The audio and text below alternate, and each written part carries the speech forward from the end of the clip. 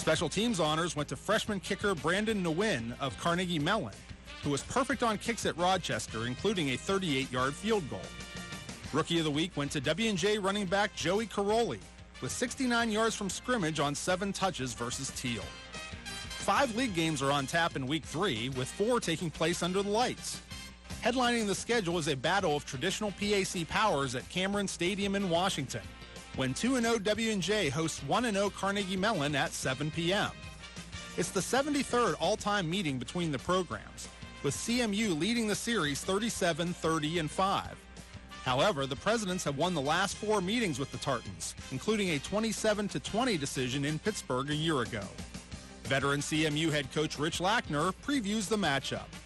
They're good in every aspect, offense, defense, kicking game.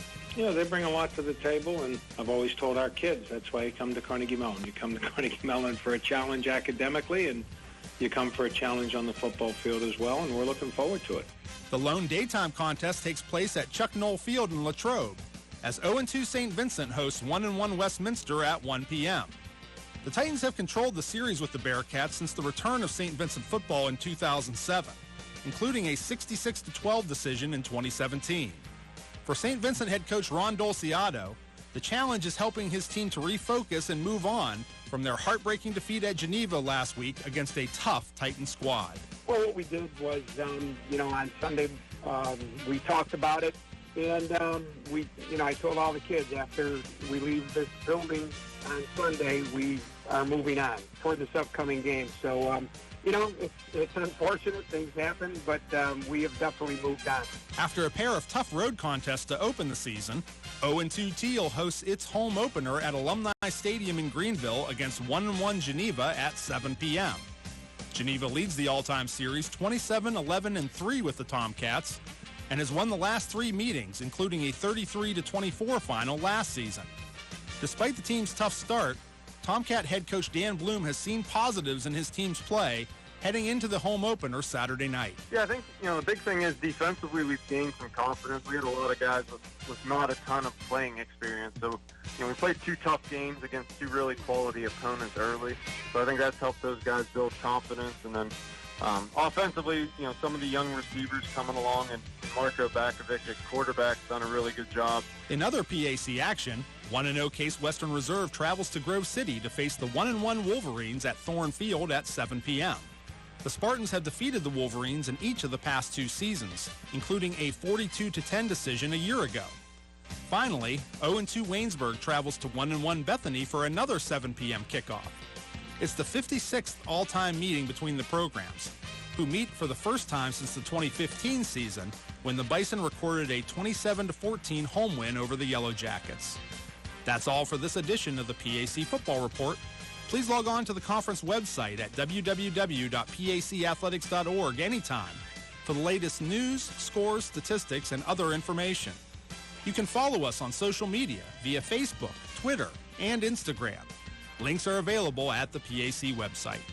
I'm Joe Underko. Thanks for listening, and we'll see you at the stadium. Welcome back to the Andrew DiDonato Show here on 91 FM WSAJ. Ryan Briggs here with Grove City College head football coach Andrew DiDonato, getting you set for tonight's game. Grove City and Case Western Reserve kickoff coming up at 7 p.m. Mark Means and Chris Birch will have the call from Robert E. Thornfield. Case Western Reserve comes in at 1-0 on the season. The Spartans, co-champions of the PAC last year.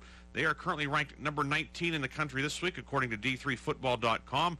They were off last week, opened the season with a big victory over the University of Rochester. Coach, in taking just a general look at this Case Western squad, they graduated a lot, but still some familiar names.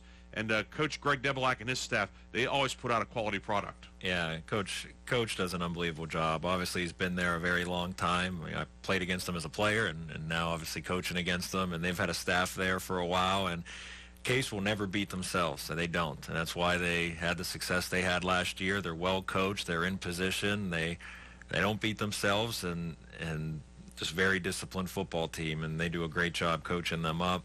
And yeah, they do. I mean, they do lose some key pieces. We know that. Obviously, they had a great season last year, but they return a lot. I mean, specifically their D-line, certain guys in the secondary, their their top receiver last year. So they still have a lot back from a very successful football team, and we know they're going to be well coached, and that's why, like I've said all along, we do art and effort. We can play with and beat anybody. We don't, we can lose to anybody, and we've proven that in the first 2 weeks, and we just got to make sure we get it done this Saturday.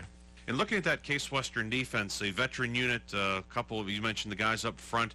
Ian Henderson, the nose tackle, 6'6", 340, and that's not a program height or weight. He is a big young man anchoring that line. And Cameron Brown, defensive end, a very good player as well, who's back also. The Case Western defense, they list 3 linemen, 4 linebackers, and 4 men on the secondary, 2 corners and the 2 safeties.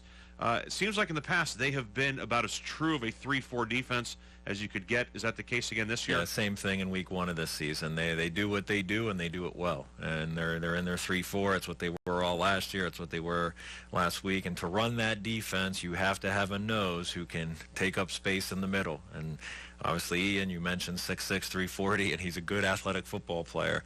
And he's just the guy for them to run this defense. And Cameron Brown, we know him very well. Obviously had an unbelievable year last year, a key part of their success, him off the edge. So really their D-line is what is the biggest strength of their defense. They returned Patrick Crossy, Kevin Christus, 2 kids we're familiar with. They were both starting in the secondary last year. Some linebackers, graduated some of those, but it's a Case team where they're going to be in position. They're going to run their 3-4. They're going to do what they do, and they're going to expect to do it well, and that's why we have to execute offensively. If we want to have the success that we feel we can have, we just got to execute, because we know that they're just going to trust what they do, and we got to be able to trust what we do. Offensively, the last few years, Case Western has featured Rob Kuda, one of the best quarterbacks to ever come through the PAC, both running and passing.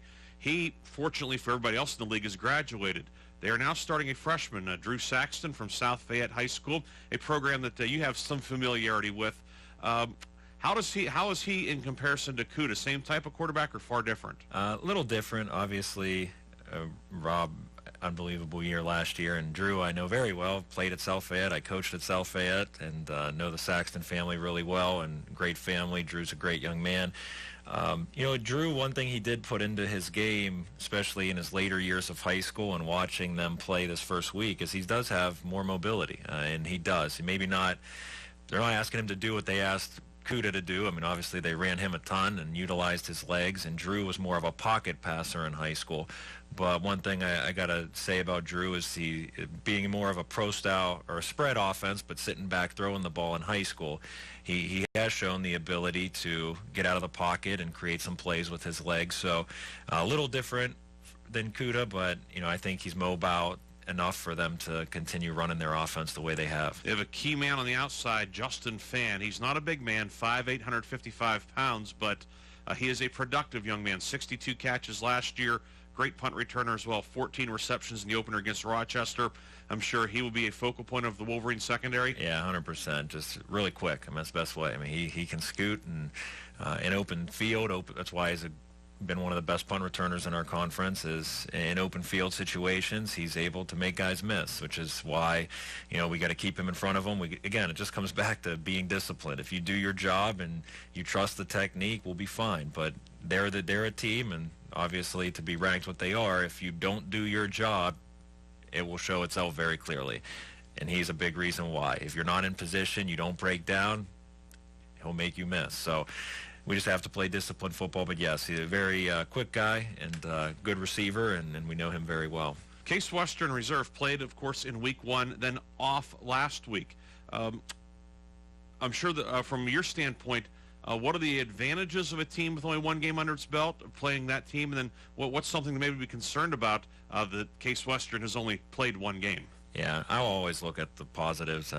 No matter what the situation is or what would ever happen in the program, I want to find the positives and build on it. And for us, I think you can take last week and learn a ton from it. And I think our football team, with what we discussed as a team on Monday, we learned a lot from the first 2 weeks. Week 1, we saw how far we've come in executing art and effort to win games. In week 2, we saw that we're not consistent enough yet, which is why we practice and work our tails off. And for them, they only have 1 game. Their young quarterback only has 1 game under his belt. So I'm going to look at the positives in it.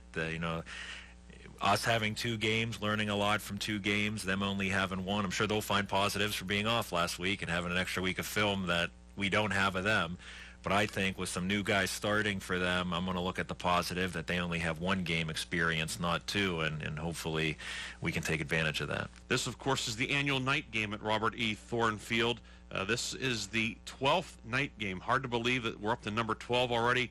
As a player, you competed in the first 3. 2007 against Waynesburg was the first one, a historic night, certainly. And then 10 years ago, 2008, the first night game victory, defeating Bethany.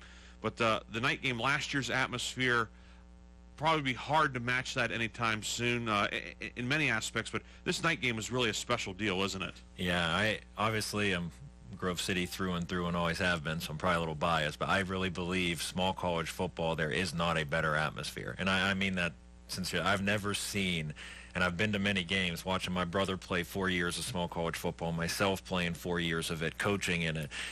Seeing a lot of small college Division III football games, I have never seen an atmosphere anywhere like our night game.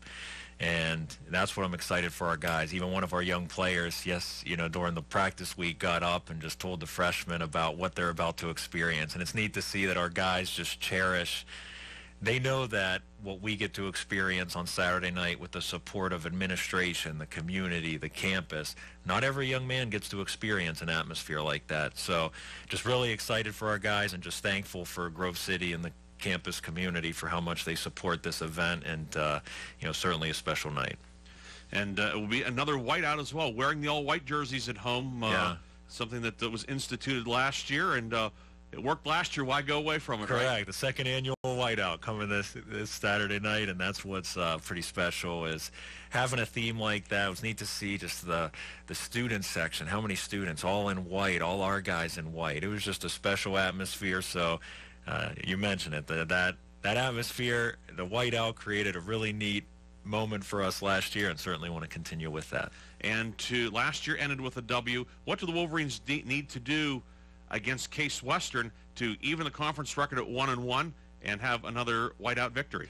Yeah, we use the phrase discipline equals freedom, and that is the key in this game. What we mean by that is when you're disciplined and you do what you're supposed to do every play, you have the freedom to play to your fullest potential and have a chance to win a football game. You have the number 19 team in the country. You will not beat them if you're not disciplined offensively and know what your responsibility is, run, pass, doing your job, utilizing great technique, defensively, keeping guys like Justin Fan in front of you, being disciplined and owning your gap and not trying to be the hero, just control my gap, control my pass coverage, take care of my pass responsibility, my man or my zone.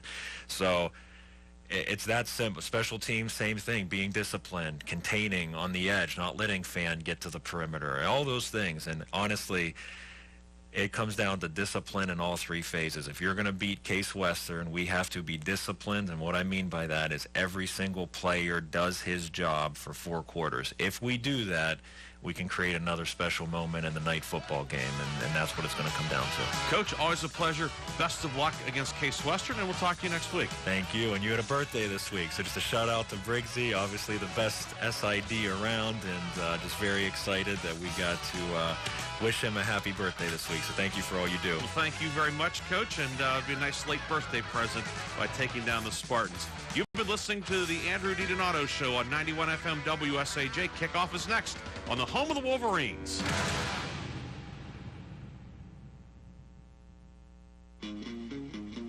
Grove City College Radio gets the blues every Saturday night. Starting at 9 p.m., 91.1 WSAJ hosts Beale Street Caravan with Pat Mitchell and Kevin Cubbins. Following at 10 p.m. is 2 hours of Blues Unlimited with Sleepy Boy Hawkins. Then at midnight, Steve Cushing has 5 hours of Blues Before Sunrise. That's a total of 8 hours of great blues music, new and old, on WSAJ, Grove City. What is that? Oh, it's my time machine. Does it work? Sure, just hit this button. Whoa, dinosaurs, cool. Or we can go here. Hey, that's Napoleon. Oui. Or we can go to the future. Wow, hey, you have this nice house. Do I have a nice house? No, you didn't save any money. Always spent it on vacations and stuff. If only there was a way I could go back in time and correct that bad habit. Yep. Okay, the time machine is not real, but the saving thing is. Get in the habit of putting some of your money in savings each week through a 401k, savings account, or financial investments. Put away a few bucks, feel like $1 million. For free ideas and easy tips on saving, go to feedthepig.org. That's feedthepig.org. What does this crazy little button do? This message brought to you by the American Institute of Certified Public Accountants and the Ad Council. Guys, like having a place to live, eating food, wearing clothes, sending 639 texts a week on a shiny new phone, there's one thing that can help you get the money to do all of those things. It's called a job.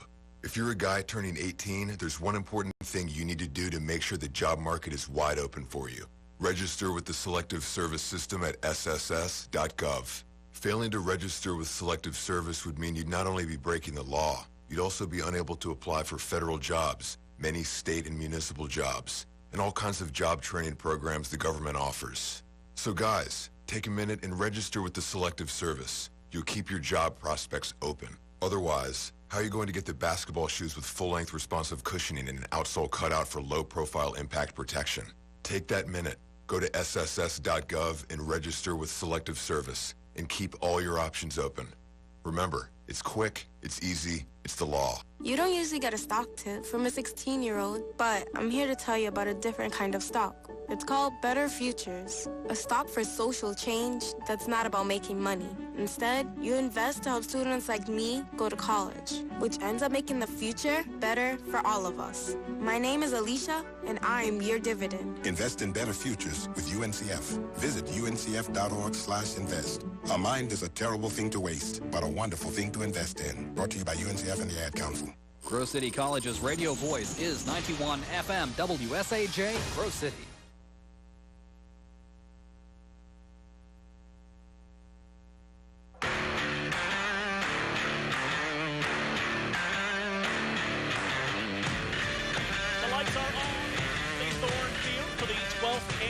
Night game here on 91.1 WSAJ. Tonight, the Wolverines entertain Case Western Reserve. The Spartans come in 1-0 and ranked 19th in the D3Football.com poll, Chris, and they've had 2 weeks to get ready for tonight's matchup. Yeah, it's certainly not the kind of the most enviable setup for this whole thing. You think Case gets the week off last week, a bye week to prepare.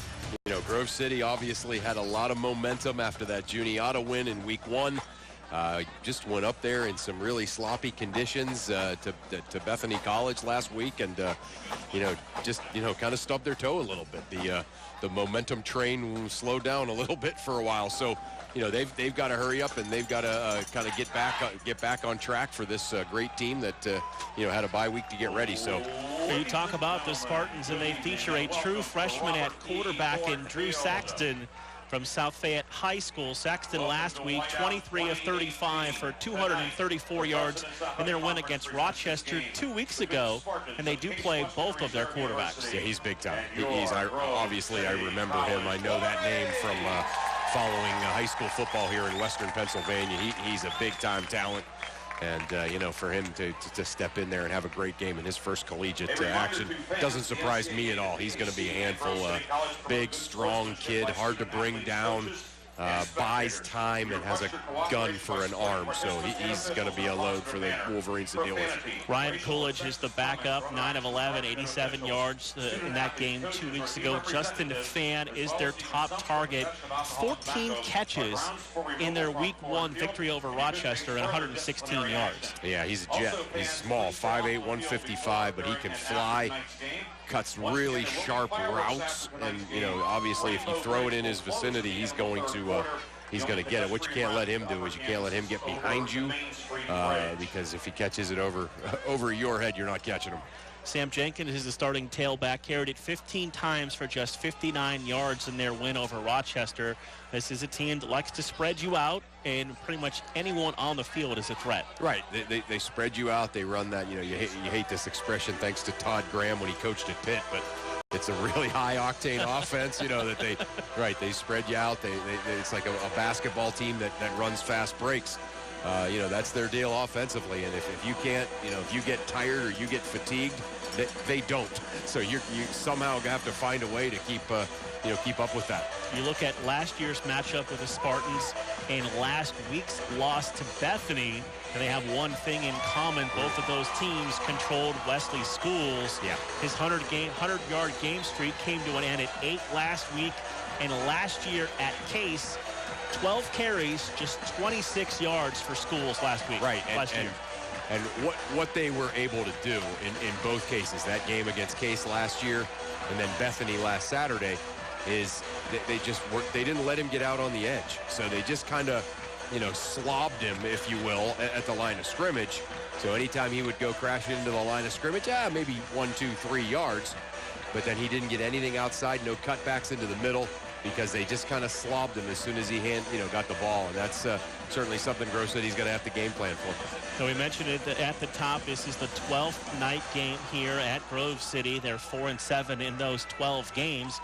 Second time the Spartans have been here for the night game. Yeah, I certainly remember the last time they were here, and it's a really good. Certainly, you hate to say it this way. It's nice to bring in a team that you kind of know you're going to win against, but it's also nice to bring in one of the best teams in the country. And both teams, when Case has been here both times, you just get that feel like, all right, there's an electricity in the air because it's the night game.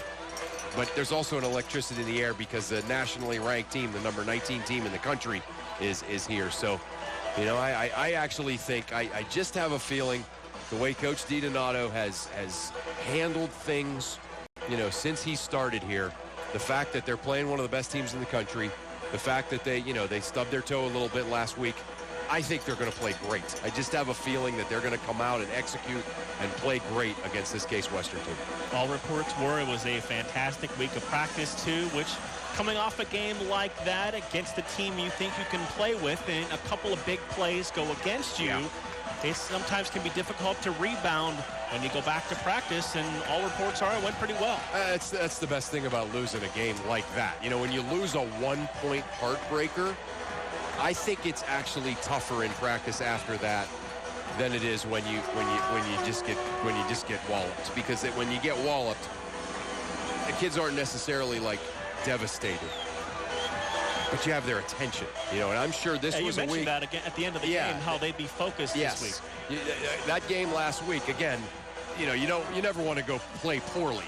But in some ways, when you think about prepping for this game, it might have been better than losing at the Horn last week.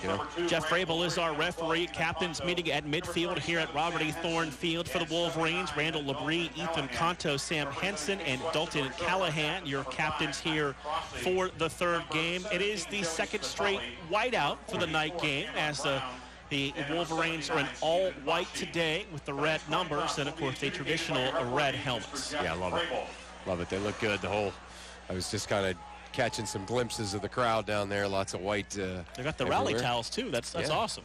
You and I sporting the white with some crimson and red colored ties. Okay. And 5. What's your call? Tails is his call. It's ahead. He won the toss. You won the toss. There we go. Grove City will defer. So the Wolverines have won the toss after a little confusion, and they have deferred to the second half. Okay, so Case is going to get the ball. They're going to put their defense out on the field against this Case team first, and Case Western Reserve will receive. I like that because then it seems like that has worked well for Grove City. Every time they've won the toss, when they get the ball to start the second half, it was much needed. Something we will track through the next couple of games. Wesley Schools now 286 yards behind Doug Steiner for number 2 all-time in career rushing numbers. Wow. And just for the record, only 4,912 yards behind R.J. Bowers for number 1. Right. Bowers is, you're all, everybody's got to compete for second place with that guy. That, I certainly have memories of watching him. Believe it or not, Mark, he and I are about the same age because he was here as an older player after having a minor league baseball career. So I was a young teacher living here in town, right basically across the street, and he was enough of a novelty that, you know, a lot of people came out to see the Grove City College teams then. So I was looking at 7,000 career rushing yards. I mean, it's almost unachievable. Right. It's like those great, you know, incredible high school running back numbers that you don't usually see those kind of numbers in college unless you're like Herschel Walker or George Rogers or something, right? So, yeah, it's amazing. So yeah. Oh, sorry. I was just saying, it says what schools has done here, right? Yeah. They have come out of the field house and taken the field down to below. The stands are packed on both sides of Robert E. Thorne Field, and there is a student section, a shirtless, painted student section down off to our right that is fantastic to see tonight. Yeah, they came sprinting in, right? Kind of a cool moment, sprinting down the track. The crowd went crazy when they got here. So yeah, great crowd. Good crowd across the way. Yeah, people from Cleveland, I guess, willing to give up watching the Indians tonight to come down and watch some college football. Huh? They won 15-0 Today already? Yeah. Oh, all right. I watched 2 innings and was done with that. Shows you what I know, yes. As soon as the Pirates are out of it, I'm done with baseball. All right, we are ready to get the night game underway here at Robert E. Thorne Field as Caleb Brake handles the kicking duties and twin returners back deep for the Spartans at their 5-yard line. And over and kick. Going to be fielded at the 6. Comes up the middle across the 10, 15, 20, 25, across the 30. And diving out near the 33-yard line. And that is where the Spartans will start at 1st and 10 with freshman quarterback Drew Saxton. Yeah, Zach Ziesler did a nice job tripping him up there, not letting him may turn that into a bigger one. So here we go. Grove City won the toss, as you said, and going to allow Case to get their offense on the field first here. So this really pays off if they can get them off the field here in a 3-and-out. Spartans going to spread it out. 3 to the right, 2 to the left. Saxton all alone out of the pistol formation for the freshman quarterback. Plenty of time on the play clock. Saxton back to pass, throws underneath, pass caught, and stopped in his tracks after a short gain. That is number 1, the wide receiver Justin Fan, a senior from Atlanta, Georgia. Yeah, Justin McFall, he gave him a little bit of cushion, but made a nice little tackle. But they did pick up 7 there, so obviously you can't let them continue to do that. 2nd and 3, same look. 3 right, 2 to the left side. Saxton all alone. Working out of the pistol formation. Takes the snap, fires underneath, pass caught, first down. Receiver dives out across the 50 into Wolverine territory near the 49-yard line. On the reception by Luke DeFrancisco, a senior from Bishop McCourt High School. Oh, boy, you can tell. Okay, this is just high pace of this offense, really tough to deal with for defenses. Right back to the line. This time 2 to the right, 3 to the left for Drew Saxton, the freshman quarterback. Takes the snap, feels some pressure, steps up, flag flies, and he'll slide down across the 45 to the 43-yard line. But our first penalty flag of the night. Maybe a hold on Case. I say that, of course, hoping that that's the case, because it did look like some white shirts were dragged down as they were getting after Saxton there in the pocket.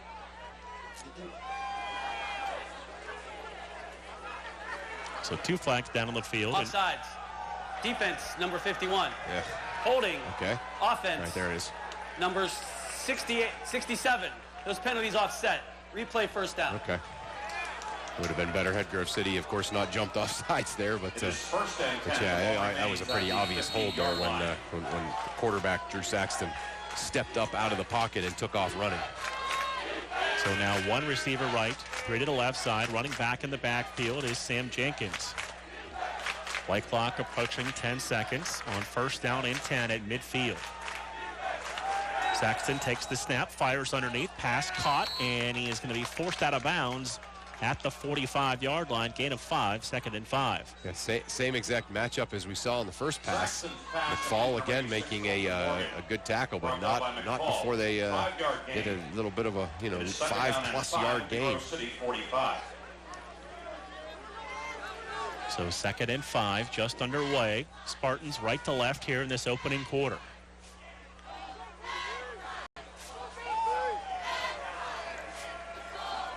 Running back moves up, sidecar right. He's going to get his first handoff as Sam Jenkins steps in through the tackle And gets to about the 41-yard line. It's going to be third down. We'll call it a long one. Yeah, third down and short here. Again, the 5-yard pass play and then a 4-yard kind of jet sweep. But look, again, they're right up to the line. Quarterback's going to keep it, try to spin off the center, and he didn't get anything as he was stoned at the line. And it's fourth down and 1, and a great surge up front. Wolf, Lowe, and Ellis leading the way in the 3-4. Yeah, that's it. Hard to discern exactly who got the tackle. The entire front seven for Grove City just stonewalling there, not letting the Case offense do anything. But they're going to go for it here on fourth down, not surprisingly. You say they lost one on the play, so it's 4th and 2, and timeout. Going to be a timeout called by Case Western Reserve. So with 12:32 to go in the opening quarter and a scoreless game, we'll take a quick break as well on 91.1 WSAJ. This is why you work so hard to pay the mortgage. Because home is more than 4 walls and a roof. It's that porch swing on a summer night. It's pajamas with feet and everybody over for Sunday dinner. And that old stuffed chair in the living room you just can't get rid of. This is why you work a second job. This is why you learn to fix things yourself, so you could save on repairs. Because home is your place, your memories, your family sleeping in their own beds at night. And that is why we want to help. We are making home affordable, a free government resource that can make paying the mortgage easier. And now even more options are available. Call 888-995-HOPE today. That's 888-995-HOPE. Or visit makinghomeaffordable.gov. Good night, Mama. This is why. Brought to you by the U.S. Treasury, HUD, and the Ad Council. And off to the tailback and nothing doing as he is stoned after a gain of 1. And at the end of the play, a flag comes out. Unnecessary roughness. Late hit. Defense number 37. 15-yard penalty. First down. Oh, my goodness. So the late hit on Sam Henson is going to give Case Western Reserve back the ball and a first down. So they didn't blow the play dead. So he had to felt like he had to keep grinding to make sure he didn't get over the first down marker. So the penalty was dead ball, and the line to gain was not made. Yeah, right. The ball is first down, Grove City. Yeah, it's 15 yards. Against Grove City. I don't like the call anyway, but at least it's a dead ball. It's Grove City's ball, I'll shut up. Wow. So the Wolverine offense onto the field for the first time tonight, left to right, led by junior quarterback captain Randall Labrie, making his 12th career start for the Wolverines. And Labrie, again, just his progress has been kind of straight up, really, since he took over that starting job last year, but had a tough week last week. I'm sure he'll come back this week much, much better. Labrie out of the pistol, Schools, the tailback behind him.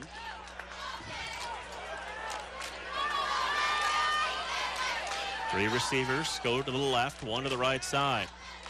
Fake to Schools, flip it out of the flat, pass caught, trying to turn it upfield, breaks the tackle across the 30 and down to the 31-yard line. That's Braden Caffrey, the freshman wide receiver from Ashburn, Virginia. This Case Western defense, of course, the one thing they do is they get after the quarterback. They blitz. They're kind of a mirror image of their offense. So, one of the things that might work is these quick outs, bubble passes, and the option. Gain of 5, 2nd and 5. Labrie again out of the pistol, 3 receivers in the formation. Fake to Schools. Labrie is going to pull it down, look to run, and he's going to pick up about 2.5, close to 3. It's going to bring up third down and 2. Yeah, that was a good decision by Labrie right there. In other words, there was nowhere to throw it. He didn't try to force it. He just tucked it, saw a hole, and picked up a 3 yards there that put this offense in a good situation on third down, 3rd and 2. 11:25 to play, first quarter, no score. Case Western Reserve and Grove City on the annual night game. Labrie on third down and 2. Has 1 receiver to the left, 2 to the right. Run the option, toss it to Schools. Steps upfield, has the first down across the 40, 45 to the 47-yard line, and a Wolverine first down. Yeah, great little wrinkle thrown in by the Grove City coaches. You know, we talked about schools getting slobbed a little bit last week, but you run just that straight-up option that you see so many high school teams run, and that puts this blitzing, overly aggressive defense in a tough situation. Well executed by Labrie and Schools there. 1st and 10 at the 47. Twins right and left. Rob Kunst in the slot, tight end to the right side. Labrie going to run that option again. He's going to keep it and just power across the 50 into Spartan territory at the 49-yard line. That's going to be about 4, 2nd and 6. I mean, that's certainly Randall Labrie. If he played running back, in a team at this level, he would be good enough to be a starter and someone who racks up big yardage from a running back position. So it's almost like you've added another running back position by doing this here. Trips left. Tyler Gustafson to the right side. They'll check with the sidelines. Schools now moves to the left of Randall Labrie. Play clock down under 10. Labrie fakes to Schools. Play action pass. Looking deep. Gustafson breaks open. And it's just over his outstretched arms and incomplete. Bringing up 3rd and 6. And he had him open. He had him. Gustafson came back on that route, and he had him. He beat his guy. Labrie just thought he kind of had to give it all, right? He had to give it everything he had there to try to get it up over the defense, and just out of the outstretched hands of Gustafson. So 3rd and 6 as we go under 10 minutes to play in this opening quarter. Gustafson right, Trips to the left side. Spartans coming up playing press covers on the outside. Play clock down under 5.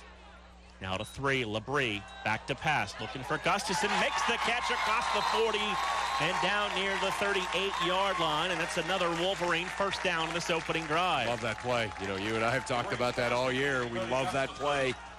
Your defender has to honor Gustafson's ability to get behind the defense, so he comes back to the ball. Labrie hits him.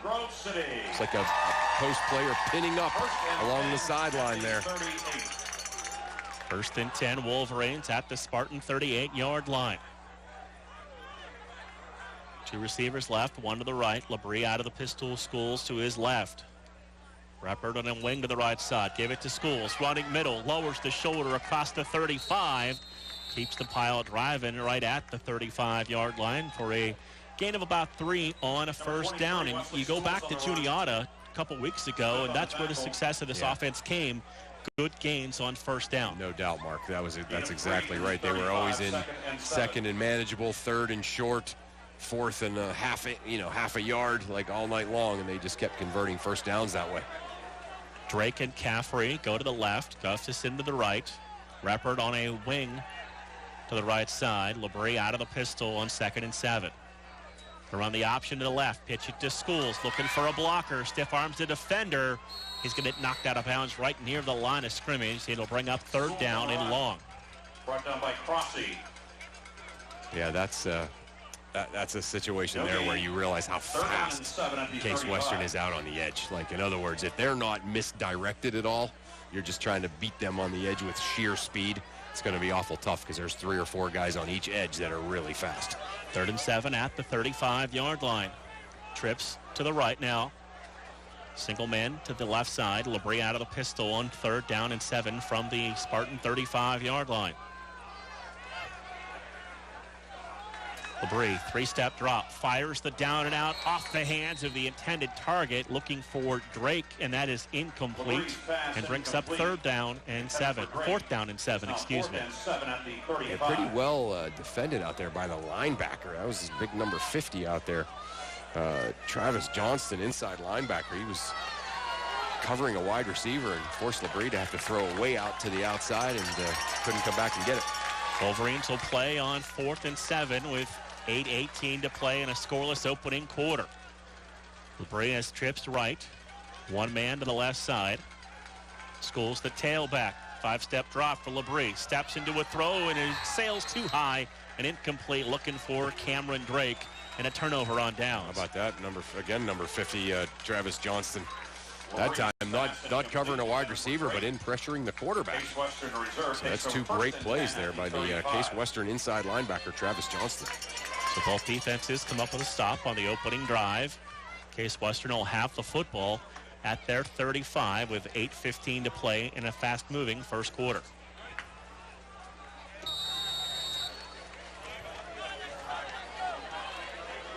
Saxton will have two receivers on the short side of the field to the right side, three to the left. He'll be all alone in the backfield on 1st and 10 from his own 35. Five-step drop, steps up, feeling some pressure, throws underneath, pass caught and hammered down at the 48-yard line by Patrick Mark, the sophomore free safety. Saxton's pass complete to DeFrancesco. Patrick Mark, first player in school history to letter in football and lacrosse. How about that? That's a cool stat. 1st and 10 at the 48-yard line. Same formation, two to the right, three to the left. Wolverines showing blitz, firing underneath, pass caught across the 45 and down to the 40-yard line. That's Justin Fan, who had caught 14 balls in their Week 1 win over Rochester. Yeah, and you can see they're just hustling to the line, get that thing snapped in the shotgun situation to Drew Saxton, and they're coming right back at you. Saxton stands tall in the pocket, fires underneath, pass caught again across the 30. Patrick Mark there with a host of Wolverines as he carries it inside the 25 to the 24-yard line. Pass caught, that's number 21 for Case Western Reserve, Jackson Mitchell. Excuse me, that's Mario Robena. Double numbers got me again. We approach 7 minutes to play in this opening quarter. 1st and 10. Spartans on the move at the Wolverine 24-yard line.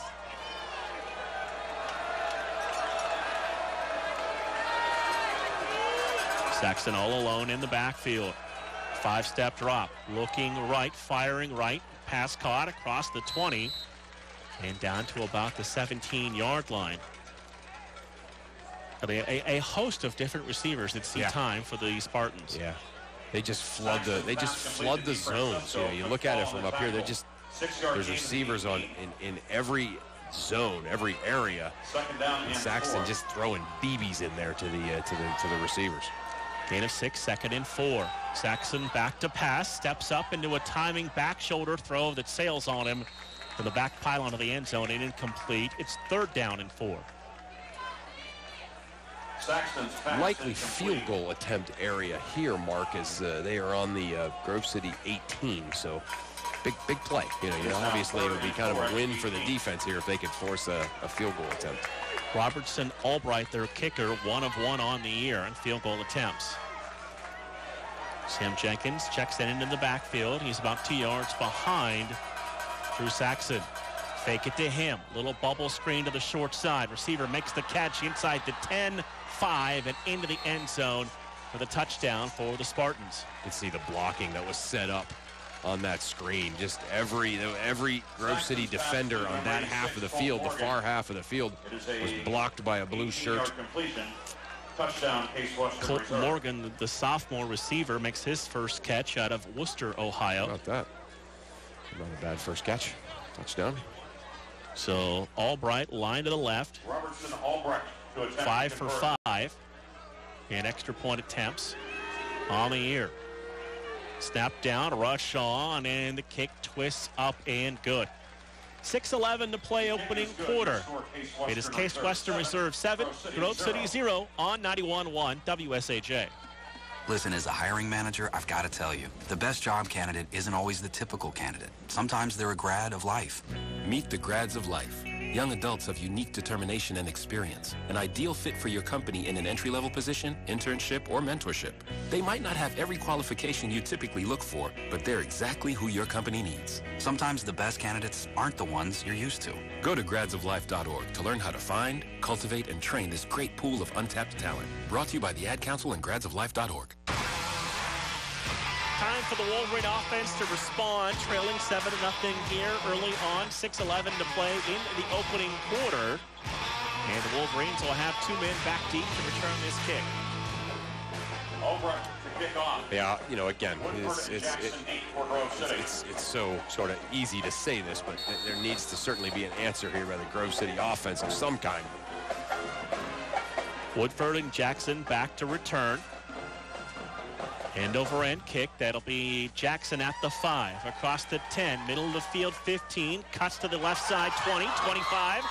And he'll get across the 30 before being tripped up right about the 30-yard line. Yeah, nice job by Daniel Jackson there. He's becoming a real weapon back there for this Wolverine team on kickoffs and punts. And that time almost broke it. One more tackle, he would have really been in some business there. But still, pretty good field position as they're on their own 30 here to start this drive, Mark. 6:05 to play in this opening quarter. It's pretty encouraging things, I thought, in the first drive. LeBrie out of the pistol, schools the tailback. Looks like Reppert on a wing to the left side. LeBrie rolling out, looking downfield. What about going underneath? Broken tackle, step through another one, and he'll go down back at the 20-yard line. That's a 5-yard loss. He had a guy underneath for a moment, and he got covered up. Yeah, but the thing of it is that was Gustafson on that play that we like so much, but he was being hotly pursued from the backside by the entire, Case defensive line, and was basically sprinting as hard as he could. Hard to set your feet and make that pass. So 2 receivers right and left on 2nd and 15. Movement up front, no flag. LeBrie, 2-step drop, fires underneath, pass caught. That's Rob Kuntz, the tight end. And he'll have his first catch of 2018 for the 6'1 senior from Butler. Yeah, I like that. I like that. Get him involved a little bit. That old kind of Roethlisberger to Heath Miller look to that play. That's something Case hasn't seen and something they're not, kind of prepared for. So 3rd and 10, under 5 to play, opening quarter. Case Western Reserve leading the Wolverines 7-0 here early on. Play fake, LeBrie back to pass, pressured from behind, looking to run, eyes downfield, tries to turn it upfield, and he's going to be about 1.5 yards, maybe closer to 2 yards short, and bring up 4th down. Yeah. Brandon Caffrey was forgotten about. He went right down the seam. LeBrie didn't see him. That was, and he just kind of let it fly right down the middle of the field. That would have been 6. So Caleb Brake on. Sophomore punter averaging about 38 yards per kick. Yeah. Returner dropping back to about his 25-yard line. Good snap. Brake gets a high kick to be picked up at the 26 and falls forward to right about the 30-yard line. As their special teams pretty good and good coverage downfield. Yeah, Justin Fan is really, really dangerous back there as a punt returner. McFall and good on the tackle. So that was good. That was good coverage. Basically about an 8-yard return. That's about as good as you're going to do against him. He'll put the ball at the Spartan 31-yard line.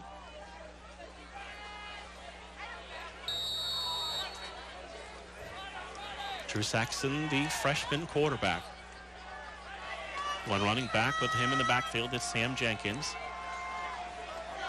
Now moves up next to him to his left. 5-step drop. Saxon stepping up into the pocket, firing, has a man in stride across the 50, 45, cuts back 40, 35, 30 across the 20, and pulled down from behind near the 19-yard line. Yeah, somehow Jenkins, a wide receiver, ended up on one-on-one coverage with Andrew Horton, the Wolverines' inside linebacker, and obviously that's a tough matchup for any linebacker, and Saxton recognized it and just kind of threw it out there to him while he was still covered, and he was able to break away to where the ball went to. Justin Fan will check out, and Joey Spitali will check in at a wide receiver spot wearing 17.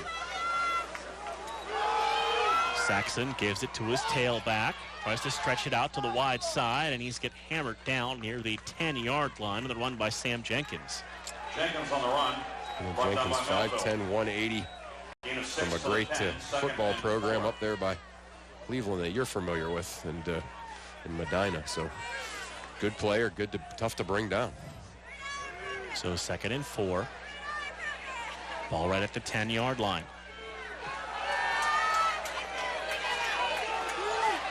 Return, give it to the tailback. Jenkins once again trying to stretch the run to the wide side of the field.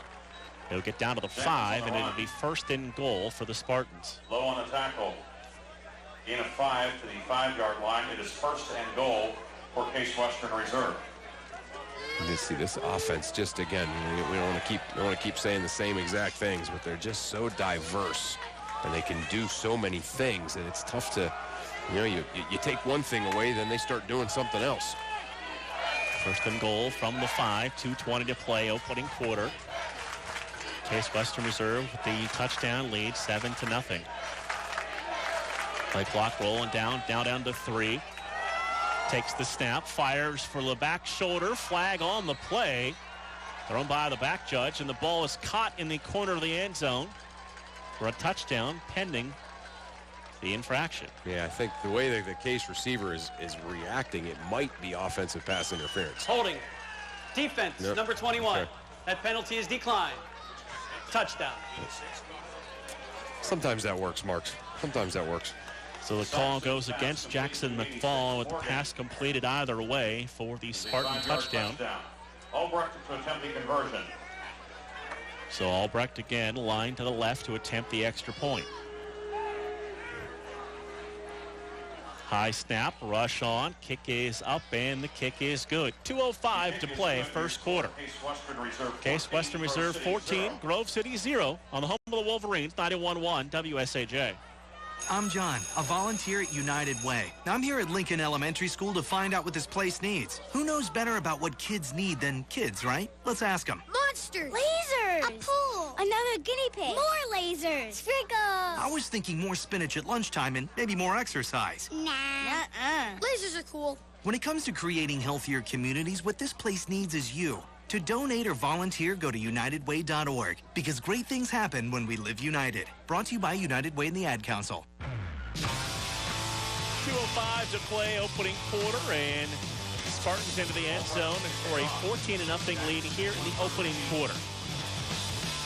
Yeah, 2:05 left in this first quarter. Again, Grove City defense so good on that first drive, but since then, Case's offense has been able to put together 2 scoring drives. Grove City does not want to get in too much of a hole against this team, obviously, so got to put something together here, Mark. Woodford and Jackson back to return the kick. Jackson at the 7. Up the field across the 10, 15, lowers his shoulder across the 20.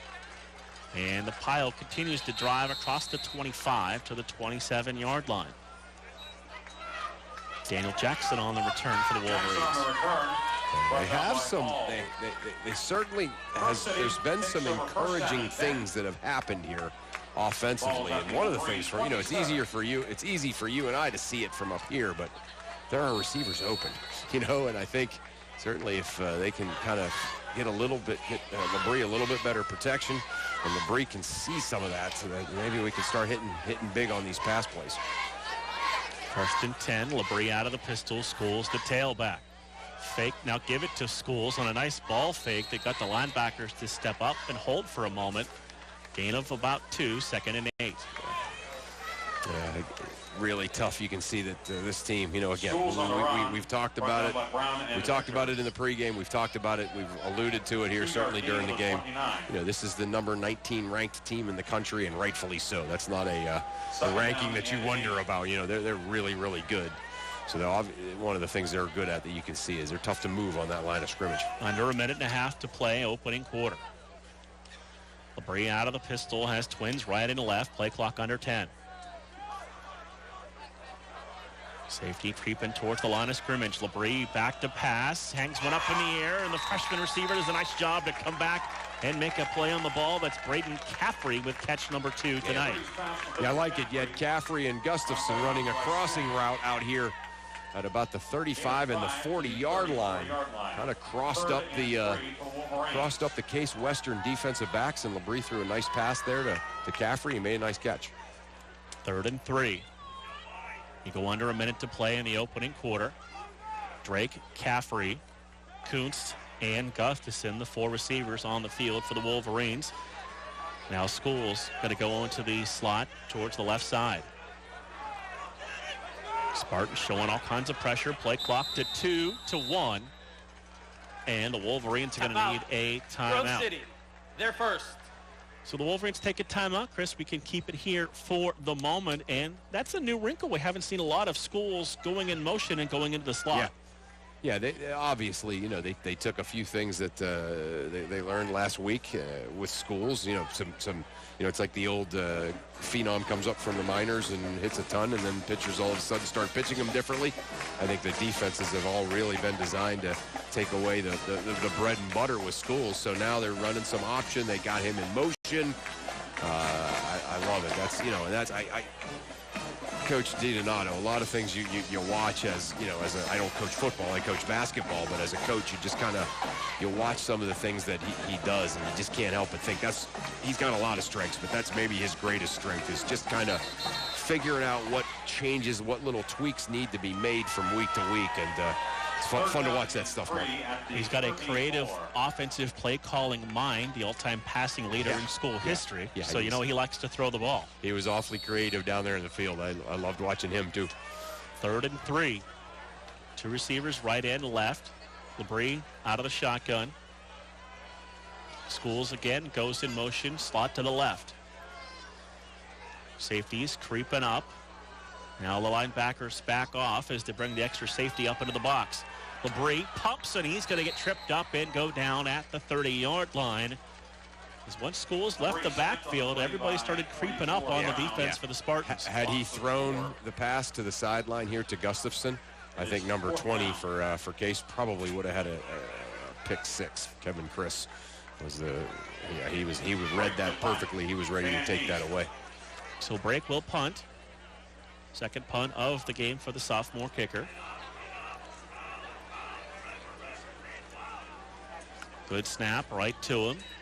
It's away. Nice high end over end kick. Fan doesn't call for the fair catch. Avoids the first defender, and then he's going to be thrown down back near the 30-yard line. And boy, when you're a punt returner, you've got to be courageous. Yeah, he That's is. the end of the first quarter.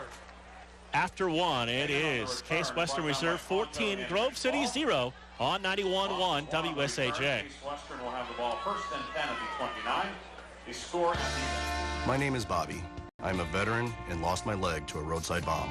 My victory was going from a wheelchair to becoming a weightlifting champion. I'm Sam. I'm a veteran. My victory was finding a career I can be proud of and supporting my family. America's veterans are on their most important tour, the tour of their lives. I'm a veteran. My victory was going from homeless to home. At DAV, we're on a mission to help veterans get the benefits they've earned. I'm a veteran, and my victory was finishing my education. DAV offers veterans of all generations a lifetime of support for victories great and small. My victory was proving that disability is not a limitation. My victory was getting my service dog a new best friend. We help more than 1 million veterans every year as they face and conquer their challenges. My victory is being able to be there for my family. When America's veterans win, we all win. Help us support more victories for veterans. Go to DAV.org. Second quarter about to get underway here on 91-1 WSAJ.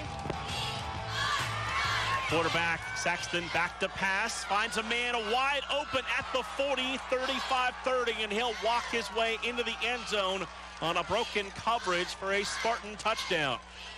The play broke down, and he found his receiver down the sidelines wide open. Again, Mark, that's the same exact thing that happened to Sam Jenkins. Again, the running back, you know, out there in coverage by an inside linebacker. And when that happens, I mean, no linebacker can cover that for long in one-on-one coverage. And that's exactly, again, you got to give the very talented Case Western quarterback Drew Saxton credit, as he found him again, that time for 6. Albrecht line to the right for the extra point. Snap down, and the extra point is up and good. And that's quite impressive improv from a freshman quarterback who is being pressured and still had the arm strength to get that ball downfield. Yeah, you know, it's one of those things where sometimes you think of a guy, oh, he's a freshman. Well, this guy's not normal. You know, you could just tell by watching him. He was 10 for 11 for 145 yards and 2 touchdowns in the first quarter. Make it 11 for 12 for about 200 yards now and 3 touchdowns. So yeah, he's something else. He's gonna we're going to be talking about him a lot over the next 4 years, the next 3 years after this one.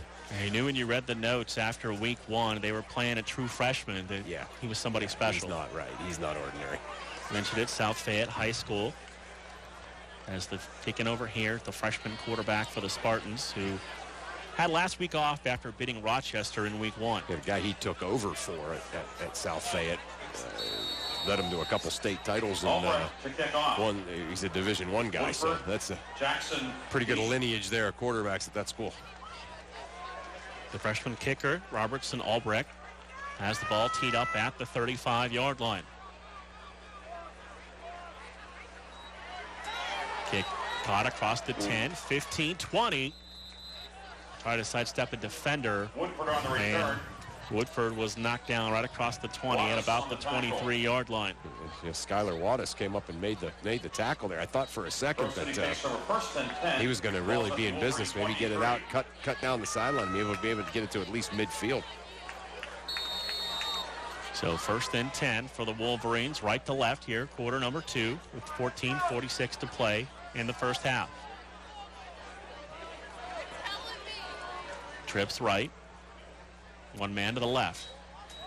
Toss to Schools. Receivers do a good job to block downfield. Flag comes in at the end of the play. It's across the 25 to about the 28-yard line. Flag on the play. Yeah, there's that option play again. Holding. Offense, number 4. 10-yard penalty. First down. They're going to get one of those receivers that you were talking about that looked like they were doing a good job, and I guess a bit of a too good of a job. And Jared Hurd, the sophomore wide receiver, number 2 on this team in catches, coming into the game 3. That was a tough break right there. So that'll back him up at the 14. to the 14-yard line, 1st and 19. One receiver goes right, 2 to the left side. Schools the tailback next to Labrie. Labrie flips it out. Hurd makes the catch, turns the field up across the 20 before being knocked out of bounds. Give Cameron Drake credit for being able to block down on his man to create some space for that play. That was a great block, no question. Able to get back almost all of the negative yardage here. And so what do we got? We're back to basically 2nd and 11. So call it like an incomplete pass on first down, sort of. Twins right, one man to the left. Labrie checks with the sidelines. Play clock now down under 10. Snaps it with 5. Play action pass. Looking deep. Looking for Caffrey out there, and it's incomplete. Brandon Caffrey, the freshman receiver. Labrie's pass incomplete, intended for Caffrey. He's really grown over the first 3 weeks. He's become a part of this offensive game plan. He really has. I like watching him play. He has it's not a word often used, but he has some gumption. He has some give me the ball kind of a mentality. I like it. So 3rd down and 11. Trips to the right. One man here to the left side. Schools in the backfield with Labrie. Play fake to him. Labrie feeling some pressure from behind. Tries to dump it downfield. Jump ball. And it looks like Drake came up with it as he boxed his man out and made a great catch near the 45-yard line. That's when Labrie is at his best right there, when he's just kind of running around, buying time, making things happen, kind of like a Brett Favre or a Doug Flutie kind of a thing, and that's exactly what that looked like. And Drake did a good job coming back for it, and that's a big first down. The last thing we want is Case's offense right back on the field. So 1st and 10, Wolverines at their own 43-yard line. Fake to Schools. Flip it out to the receiver, Caffrey. And he's going to be pulled down right near the line of scrimmage. Couldn't get that first defender to miss. Yeah, that's obviously that's the whole deal in a bubble screen, is you got to get the first defender to miss. And Smith did not miss him out there for Case Western. 2nd and 10. 12:45 to play, opening quarter. Caffrey off, Hurd onto the field. Twins right and left on 2nd and 10.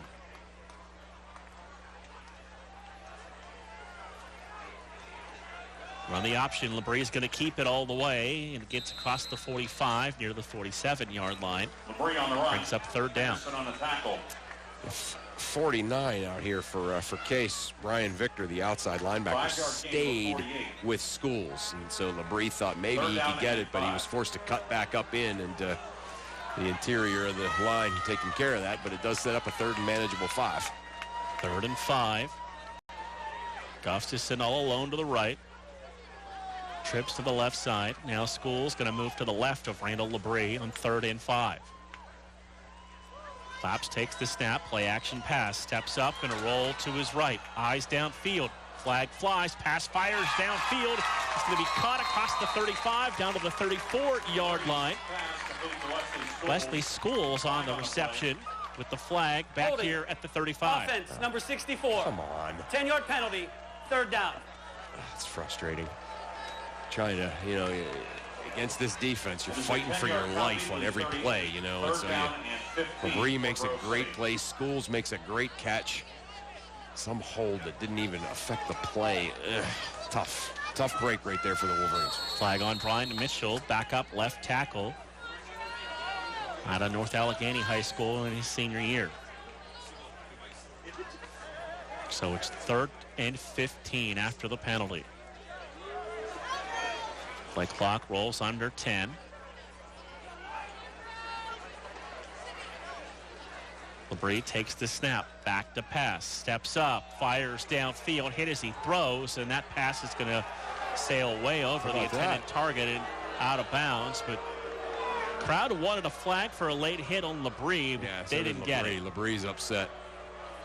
That's one of those ones where, again, I try very hard to not get into critiquing the officials, but that was a ticky-tack. That was getting a 36, that's a going 36 and a 35 speeding ticket, that last hold. So, it's almost kind of like you could have evened things out there and called the late hit on LeBrie. Break to punt on 4th and 15. Good snap. Break gets away another high booming kick. Drives the returner way back. They're just going to let this ball kick up at about the 14-yard line on a beautiful punt by Caleb Brigg. He's really, really good. I mean, that's a Sunday afternoon punt right there, Mark. At the 14. So a great job by Brigg to flip the field and force the Spartans to work the length of it. Right. That's exactly, what we've seen happen with this Case team is they've had decent field position and just kind of get that offense clicking. A couple plays there in the red zone, a couple more plays there in the end zone. And but now they're starting from their own 14 here. Saxton has an empty backfield and 5 receivers in the formation. Play clock rolls down as he's changing the play at the line. Takes the snap, 2-step drop, fires underneath. Pass caught. Daniel Jackson there to pull him down at the 25-yard line. That's going to be an 11-yard gain and a first down for the Spartans. Yeah, again, that's just that old thing that Case does so well. Flood the zone with receivers. Have Drew Saxton throw his BBs out there. Gain of 11 to the 25, first down, Case Western Reserve. So 1st and 10 at the 25-yard line. Saxton back to pass, throws underneath, hit ball, and almost intercepted by Ethan Conto at the 31-yard line. And the ball took a funny angle, I guess, off of the receiver's hand. I thought for sure Conto was going to come right to him, but the receiver able to swat at it after it left his hand and change the trajectory again. That would have been a big play. Conto, Mark, and Engelman, your leading tacklers, coming into play here in Game 3. 2nd and 10. Saxon pump fake, steps up into the pressure, fires a rocket underneath. It's incomplete at the 40-yard line, and he felt the pressure and kind of just drove that throw into the ground. That's what Grove City needs to do right there. That's exactly what the front 7 needs to do to Drew Saxton. He can't be as comfortable as he's been here on these last 3 drives. 3rd and 10, 10:34 to play.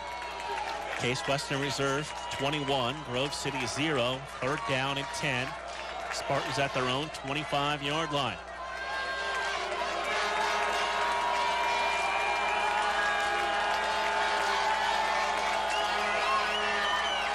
Saxon fires the down and out and over, shoots his receiver incomplete. Pressure in the backfield once again. Forced him to throw that football early. Brent Engelman, coming off a career-high 11 tackles against Bethany last week, led the pressure. That's a great job by the Grove City defense. You know, again, they've given up, 3 consecutive touchdowns on 3 drives. They really were back on their heels. The great punt by Brake flipped the field position, had Case start on their own 14, and the defense really comes up big to force a 3 and out. Nice. High snap over the head of the punter into the end zone. Going to try to get a kick away. Loose ball is going to go out of the back of the end zone. That's his safety. And the Wolverines are on the board with 2. So close. Whoa. I thought when he tried to pick it up and punt it, they were going to be able to get it from him and get into the end zone. But somehow he was able to get his foot on it, so it becomes a punt at that time. They blocked it out of the end zone, and they get a safety, but they're going to get the football back just like they were about to, but they got a 2 spot on the board now. So the safety makes it 21-2 with 10:23 to play.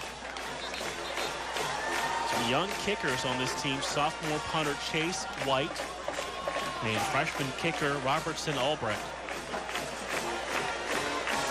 Let's see if Grove City can maybe parlay this momentum here into a score. We'll see what they decide to do with the free kick.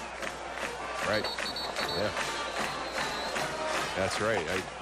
You almost always see the punt on these, but they do have the option. 10:23 to play. Wolverines going to get the ball in pretty good field position out of this.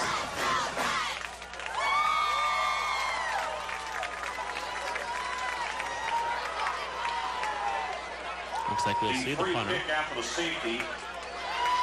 Oh no, they're going to put it down on the ground. Wow. Will kick off. Woodford and Jackson D. So Albrecht will kick. The 2 Wolverines back at the 20-yard line. Ball teed up at the opposite 20. Boom. End over end, booming kick. Woodford across the 20, 25 to the middle of the field, 30, 35. And down near about the 37-yard line. Number 2, Marcus Woodford on the return. Yeah, boy, Woodford took a wallop at about the 35. Was able to stay on his feet, but you could hear the pop through the window, through the headset. You know it's a hit when you can hear it through that. Yeah, through the crowd, Mike, through the headset. There's some hitting going on. There's some hitting going on with that out. 1st and 10. Ball at the 37-yard line for the Wolverines. 10:16 to play in this first half.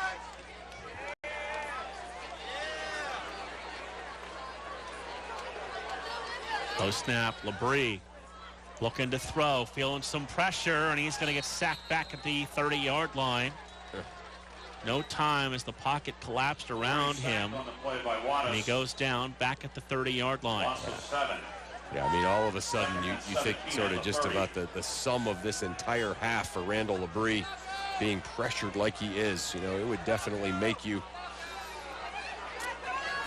have some happy feet, because there has been blue shirts in on him almost immediately after the snap every play.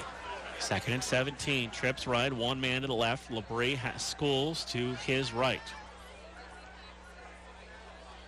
Labrie, 3-step drop, going to run it, and he's going to be pulled down from behind at the 29-yard line and bring up 3rd down and 18. Yeah, that time it might have been a little bit of a design run, but again, there's just no time to let plays develop against this Case defensive front. Labrie came up a little gimpy after that last play on now 3rd and 18.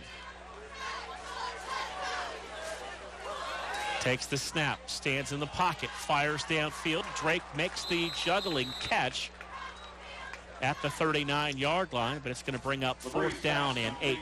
To Drake. Chris's on the tackle. Yeah, that's too bad. Again, needed a broken tackle. He bobbled the He bobbled it and was able to hang on to it, but I think the bobble ended any chance of him being able to break the tackle. Fan deep. So once again, Fan will go back deep. The feeling I will call him Tommy at least one time before the night is over. The same exact thing. Good snap again. Oh boy. Break gets the kick away. High spiraler. Fan makes the play at the 20, made the first man miss, and pulled down at the 24-yard line. They've done a good job controlling the returner. Yeah, Patrick Mark that time. Great job by the sophomore free safety. Plays on defense that time. Special teams dynamo as he's able to get at Pham right after he caught the football. Spartans will have it with a 21-2 lead, 8:15 to play here first half.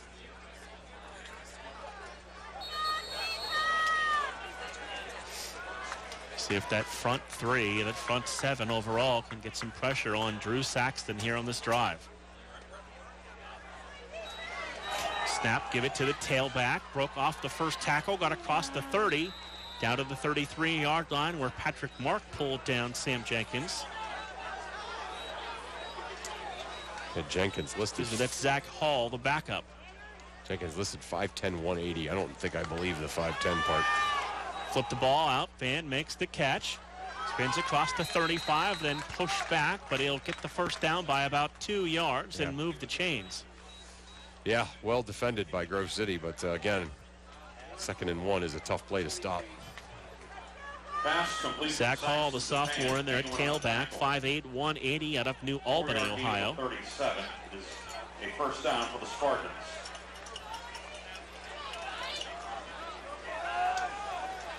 Two receivers, right and left. Saxton back to pass, fires it underneath, and ball's going to be caught just shy of the 45-yard line in Wolverines territory for a first down, and they're going to go right back to the line of scrimmage. Yeah, Joey Spitali made a great catch because that was great coverage. 47, first down Spartans. Snap it, Saxton flips it out on the outside. Fan on the catch. Saxton's pass complete to Fan. Ball pushed him out. So that'll be a gain of about 5. Gain of 4. Bring up second down. And 6. Trips left, one man to the right side.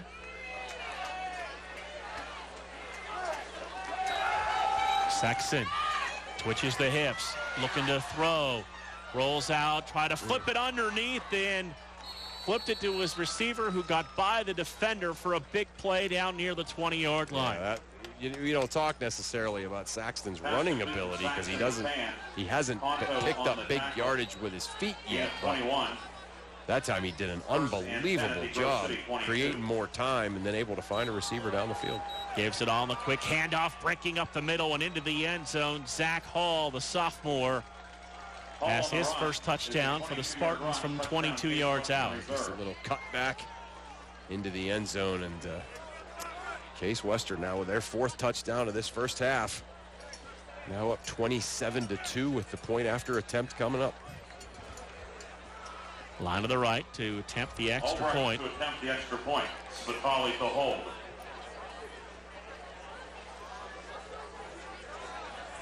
Albrecht perfect on the year and point after touchdowns. Snap down, rush on, extra point is up and good. 6:24 to play first half. Case Western Reserve 28, Grove City 2 on 91.1 WSAJ. Hello again, I'm David Miller, host of Swinging Down the Lane. The music of the last century was a rich source of remarkable music. Goodman, Glenn Miller, the Dorsey Brothers, and on and on. Our weekly program includes their masterpieces and gives background about the leaders. Join me, would you? Sunday afternoon at 5, right here on 91.1 WSAJ Grove City on the campus of Grove City College. 28-2, Case Western Reserve with the lead. Wolverines will get the football. And Randall LeBrie down on the bench, being tended to by the training staff, Chris. Yeah, doesn't look great. I mean, in other words, he's not hurt real bad, but he's got the shoe off and got some Got 3 or 4 trainers kind of surrounding him, so Jackson and Woodford appears as if we may see the Grove City backup Zach Rogers here on the, he was playing catch earlier, so. Cake driven back inside the 10. Across the 10, 15, stutter steps 20, 25, 30. Pyle still driving down to the 35-yard line. Marcus Woodford, another good return for the Wolverines special teams. Yeah, Woodford's putting together a nice day. You can see very fired up after that one. He's having a nice day returning kicks. Wolverines will take over first down and 10 at the 35. All right, here we go. We are going to see Zach Rogers, the freshman quarterback, 6'2", 230 pounds, from Warren Lakeview. Rogers has 2 receivers to the right, 1 to the left side. Schools the tailback. Takes the snap, hands off to Schools across the 35, 40, lowers his shoulder, 45 to the 47-yard line. A nice run by Wesley Schools to get him near midfield. Yeah, that's a great first play for a backup quarterback, right? Your running back takes care of you, picks up 12 yards, and gets everybody kind of in rhythm and excited here. 2 right, 1 left. Rogers, the freshman quarterback in the ball game for the Wolverines, again gives it to Schools. He's going to hit the pile after a short gain to be thrown back. So it's second down and just about 8 to go. On the tackle.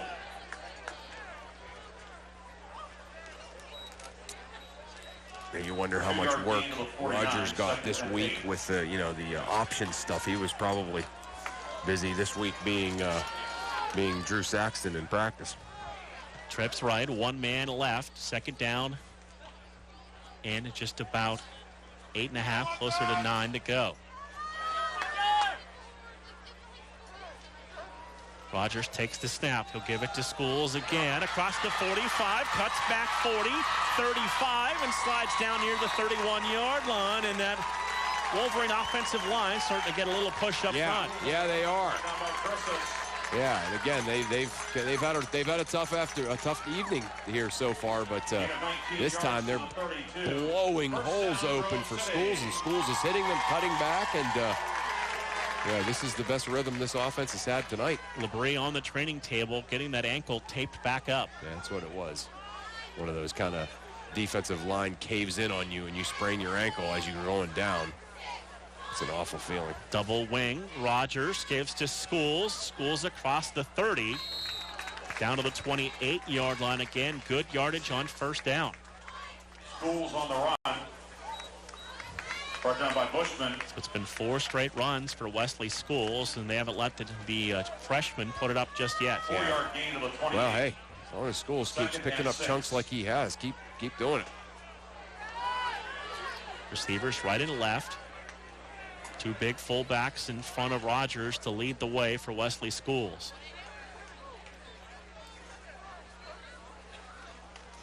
Give it to Schools again. Bounces off the pile and is knocked down at the 25-yard line. Going to bring up 3rd and short. You know, it's interesting, isn't it, Mark? Though you can tell that Grove City put in a bunch of new packages this week for Case especially, and also for the way that things went last week against Bethany. Here they look like they're kind of back to doing the bread and butter, what they did against Juniata 2 weeks ago, and you know, it's working. What you think might not work, you know, your week of practice ends up working really well, and that's what's happening on this drive. 3rd and 3. Rogers out of the pistol. Schools behind him. Movement up front, and this is probably going to cost the Wolverines 5. Ugh. False start. Offense, number 79. 5-yard penalty. 3rd down. That nice manageable 3rd and 3. Your running back is in great, kind of in a great rhythm, and now you got a really tough play call. 3rd and 8 with a backup quarterback who hasn't thrown the ball yet today. Flag on Dalton Callahan, making his 23rd start on that Wolverine offensive line. Brings up 3rd and 8.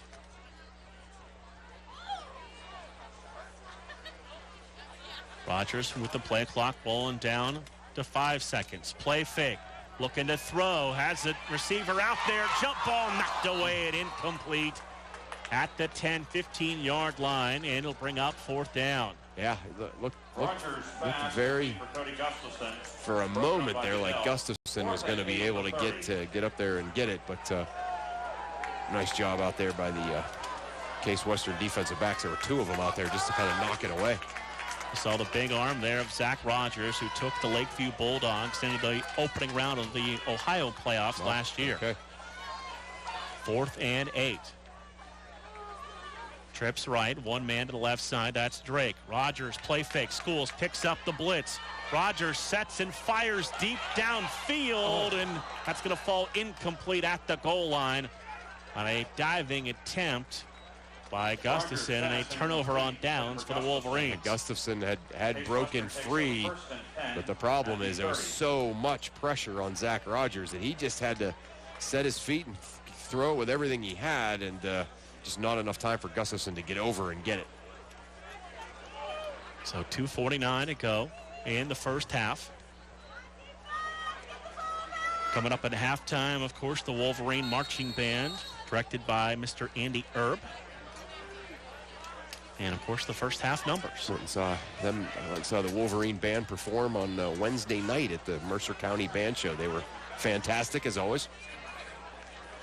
Loose ball in the backfield, picked up by the quarterback, Sexton, and he'll just unload it downfield, and pass going to be caught but out of bounds by the Spartans. Brings up 2nd and 10, and that front starting to get a little more pressure now. Yeah, I mean, it certainly helps that the ball was not caught cleanly there by Coolidge. We got Coolidge in the game now, Mark. We talked about how they'll use both quarterbacks. So 2nd and 10.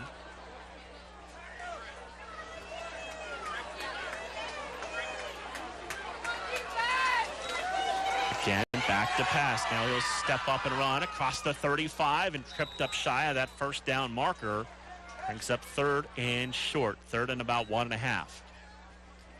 Coolidge on the run, brought down by you can tell Coolidge kind of the two, even though Drew Saxton is a great athlete. You could tell Coolidge a bit of a runner. You can tell he's kind of a running quarterback.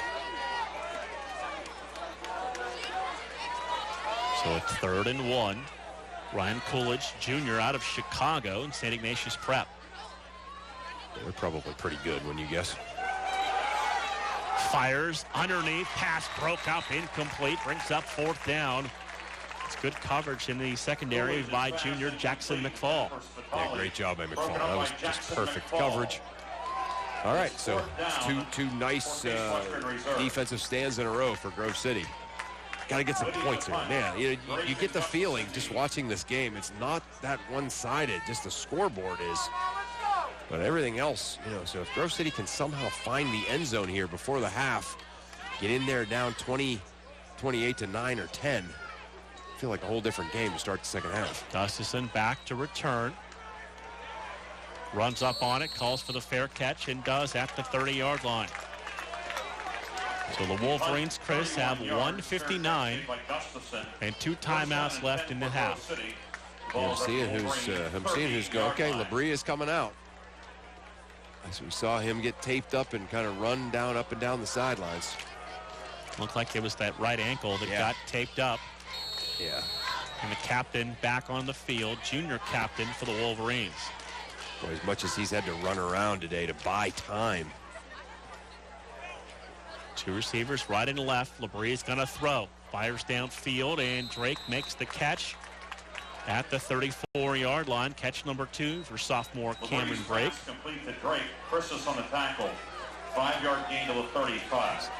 So it is 2nd and 5. Labrie again to throw. Fires underneath, and that pass too far out in front and incomplete of Braden Caffrey, and it's 3rd and 5.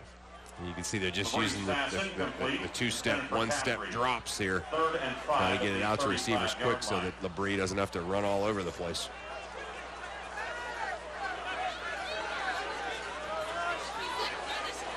So it's 3rd down and 5. Labrie gets the quick hitch out, pass complete. Gustafson breaks free, gets across the 50, They'll spot him out of bounds in Spartans territory at the 46-yard line.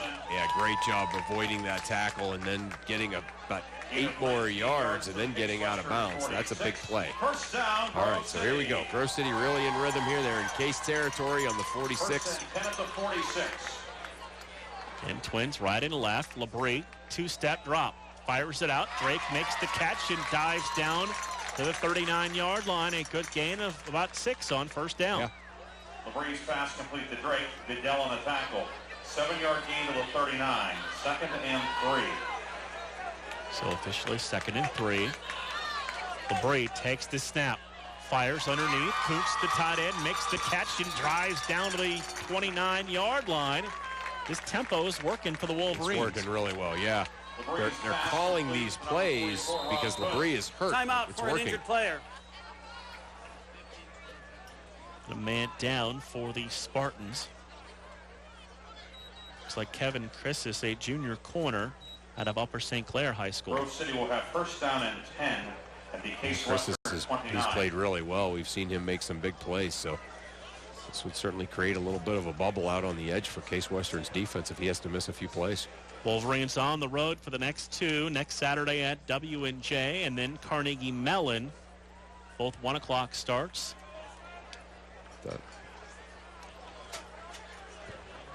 Had a couple weeks to study up and be ready for that long homestand. Yeah, how about that? Yeah. 6 of the 10 here at home at Robert E. Thorne Field this year. Yeah, that's awesome. Yeah, it's great that they get to play all those games at home. And in scores from around the I'm depressed that I don't get to call the Carnegie Mellon game this year with all of my references to Andrew Carnegie and Andrew Mellon that I love to lay on everybody. Just text them to me. I'll pass them along. For your halftime entertainment, a history lesson.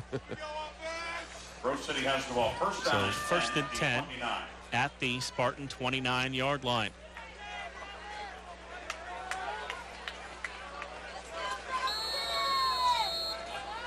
Gustafson, Caffrey, Kunst, and Drake, the 4 receivers. Under a minute to go in the half. Labrie, timing ball, jump ball. Gustafson comes back to it, makes the catch inside the 15 and down to the 13-yard line. Looked very much like it was going to be intercepted over there. But Gustafson able to circle back, step in front of the Case Western defender, make a great catch. That's just about wanting the football more. Yeah, it is. No question. Great effort by the sophomore. 2017 PAC Newcomer of the Year. Labrie, timing throw, back shoulder for Gustafson, and got it for a touchdown. Is he able to drag a foot? He is. And the beauty of this is there's no replay in Division III football, so it might not have been a good call, but it's a touchdown, and there's not going to be any New England Patriots magic replays here. So the Grove City Wolverines do exactly what we talked about. They've played well. They've done good things. The defense has made a couple of big stops. They got that safety. Now they get a touchdown drive. They're going to get into the locker room down just 21. Causer, extra point, up, and the extra point, good. 19, I mean. So it is now Case Western Reserve 28, Grove City 9. And what a drive by the junior captain up off the training table and drives him right down to the field for a touchdown. That's how legends are made, right? The guy can't walk. They got his shoe off. There's 12, athletic trainers surrounding him. And then he's on the table, and same thing, wailing in agony. And then he limps out onto the field and leads them right down the field for a touchdown that really changes the whole tenor of this game here heading into the second half. Well, let's give credit. Rick Hawk and that training staff did a great job to get him on the field as fast as they could. They're the best. No doubt about that. So that's Labrie's first touchdown pass. It is Gustafson's first touchdown catch of 2018. He had 5 in his freshman year. Break to kick off. So Break will have the ball teed up at the 35-yard line, and the Wolverines a little momentum heading into the locker room.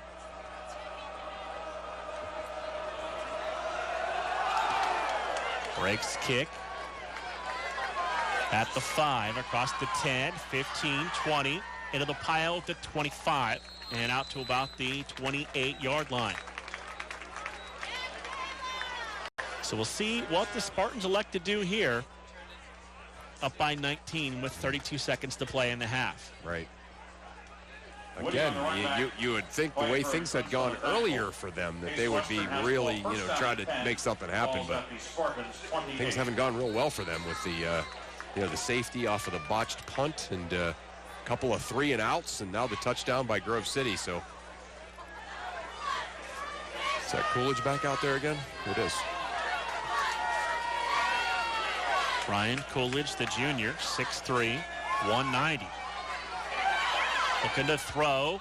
Pass deflected and incomplete. Correct that's not Coolidge. That is Drew Saxton back in there, I was just going to say, as soon as you said that Coolidge is 6'3", I thought he's not 6'3". That guy's not 6'3". All right, yeah. Saxton listed at 6 foot, and that's what he looks more like. So, just like Calvin Coolidge only had one presidential term, Ryan Coolidge only gets one series. You had that in the back pocket, right? You're ready for that one. 2nd and 10 for the Spartans. 30 seconds to play in the half. Saxon back to throw, and the pass falls incomplete. Diving attempt. Falls incomplete. 3rd and 10. So it brings up 3rd down and 10 in good coverage once again. Jackson McFall, the junior from Oil City. Yeah, he's played well, hasn't he? He really has. So 3rd down and 10.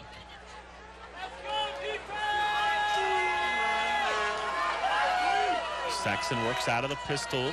4 receivers in the formation. Stepping up, looking to run, trying to get by Sam Henson. Gets the 1st down and gets out of bounds. 16 seconds now.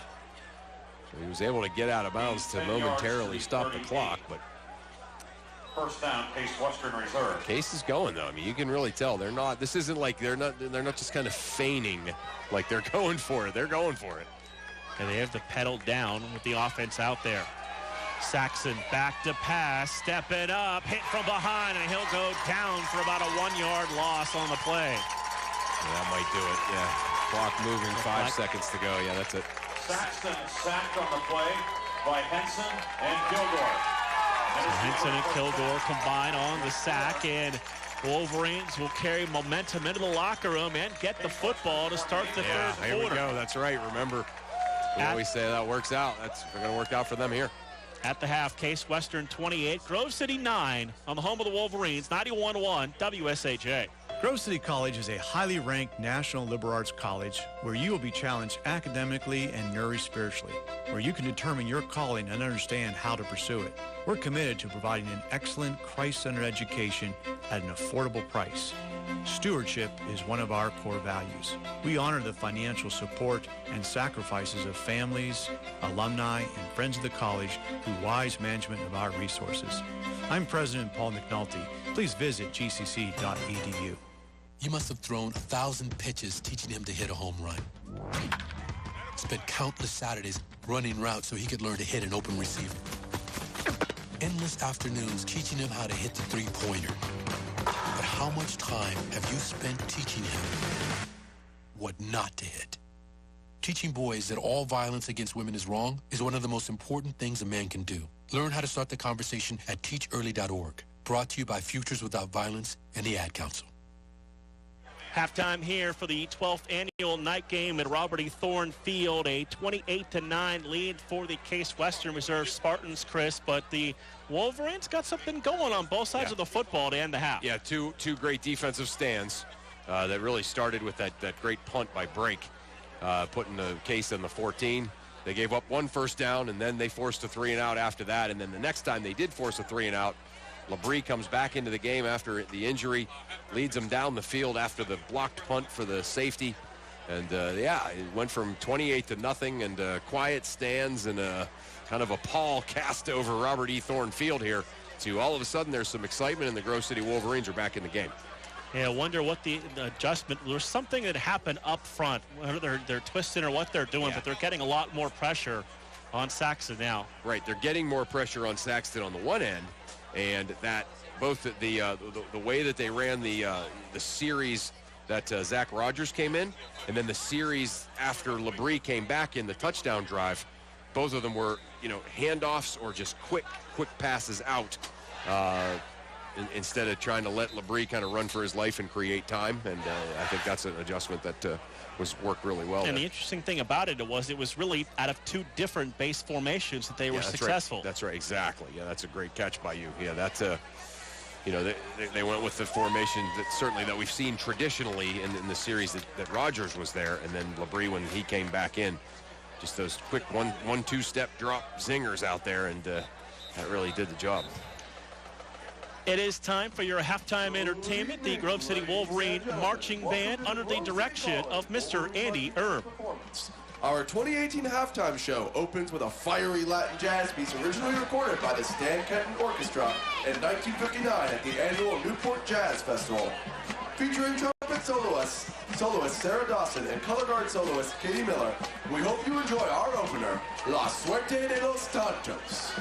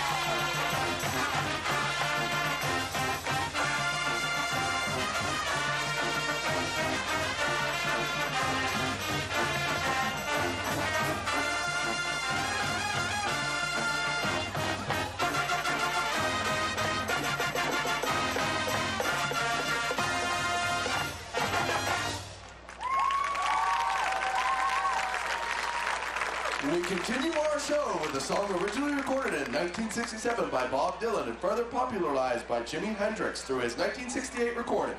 This piece appeared in many movies, including American Beauty and Forrest Gump, and was even featured on The Simpsons television show. We hope you enjoy the bombastic sounds of All Along the Watchtower.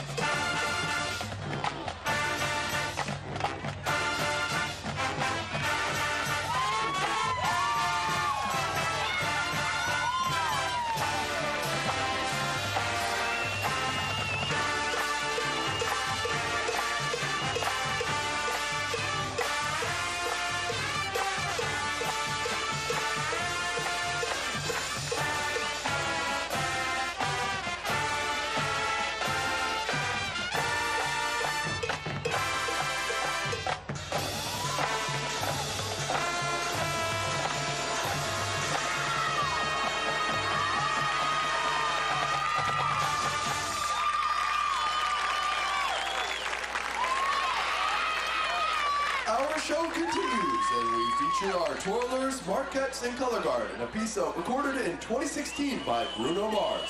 If you listen closely enough, you might also notice a triangle solo by freshman front ensemble member Margaret Gardner. Sit back, tap your toes, and enjoy the driving rhythm and excitement of 24 Karat Magic.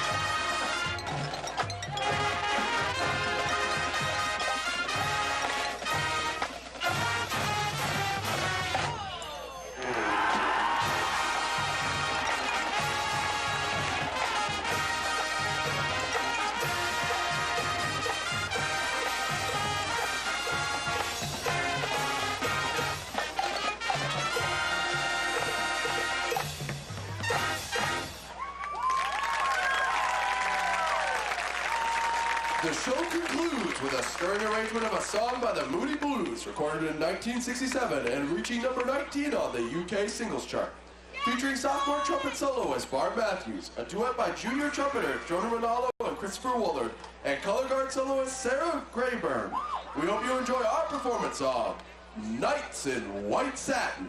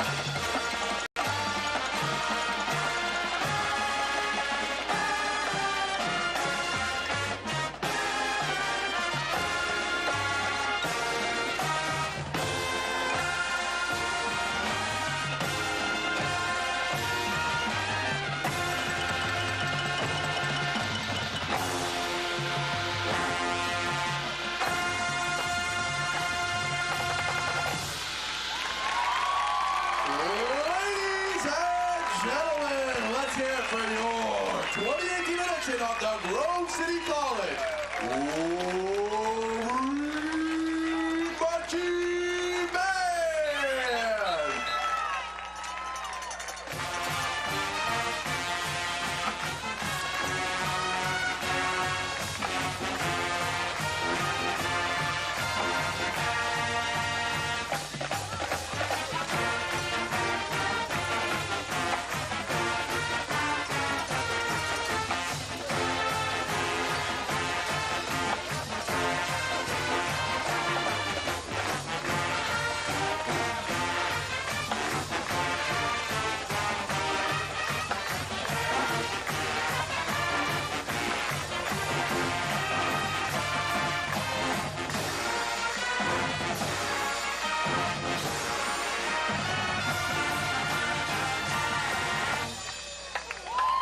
There you have it, the Grove City College Marching Band under the direction of Mr. Andy Erb. We'll take another timeout, come back and look at the first half numbers as the Wolverines trail Case Western Reserve 28-9 here at the half on 91.1 WSAJ.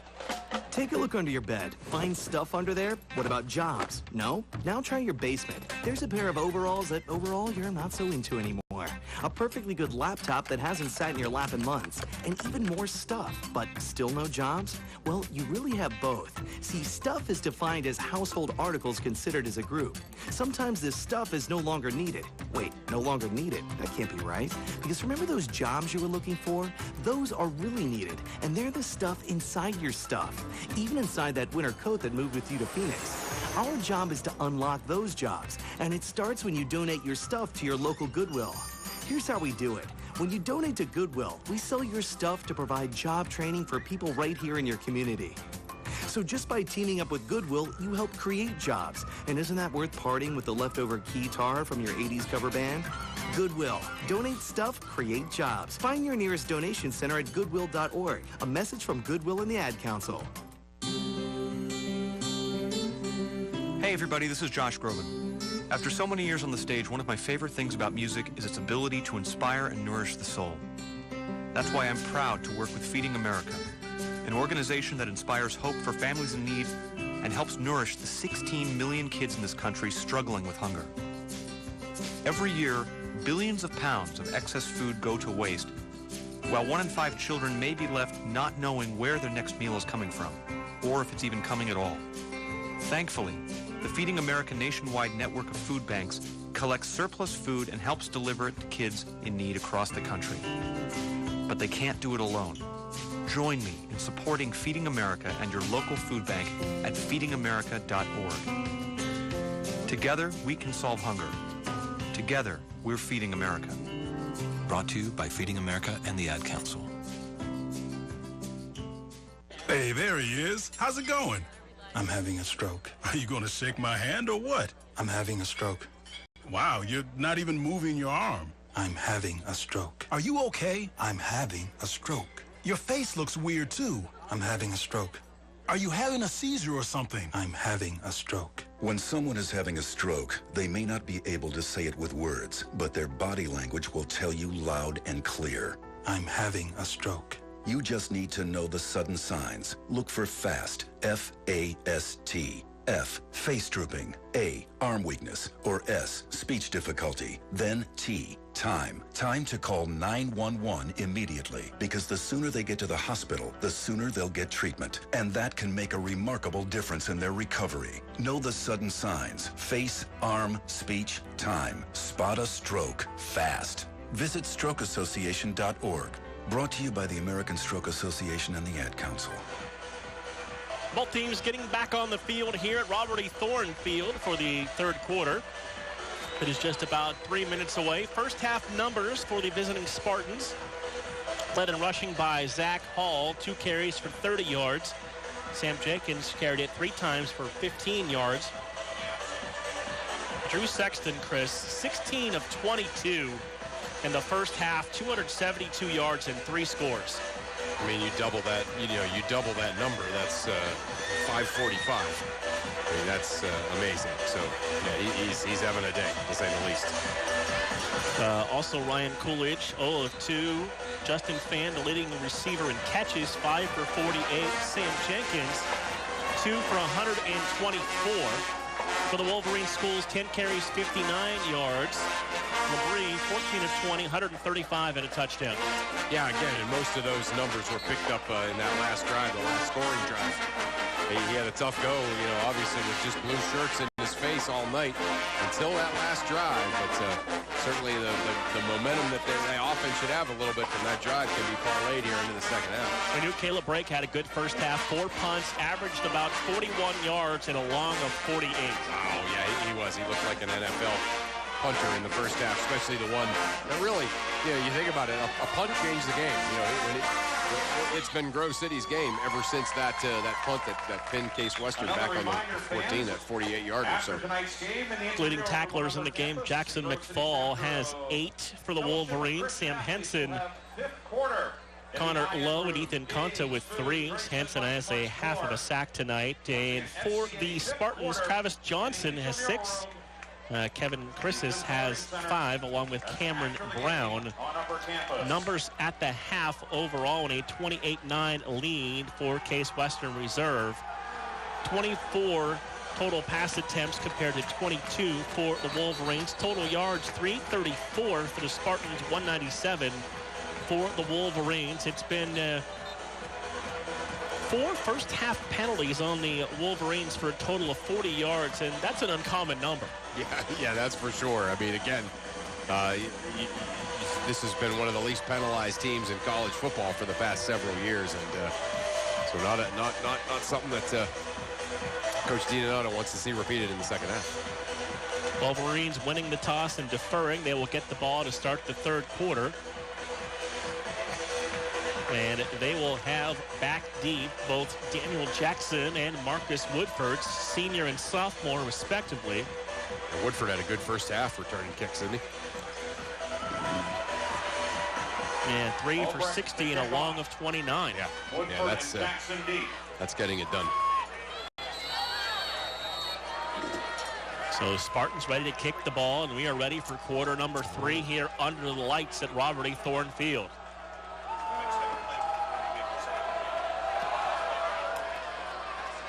It'll be Jackson at the 11, 15, 20, 25, across the 25 to the 30-yard line.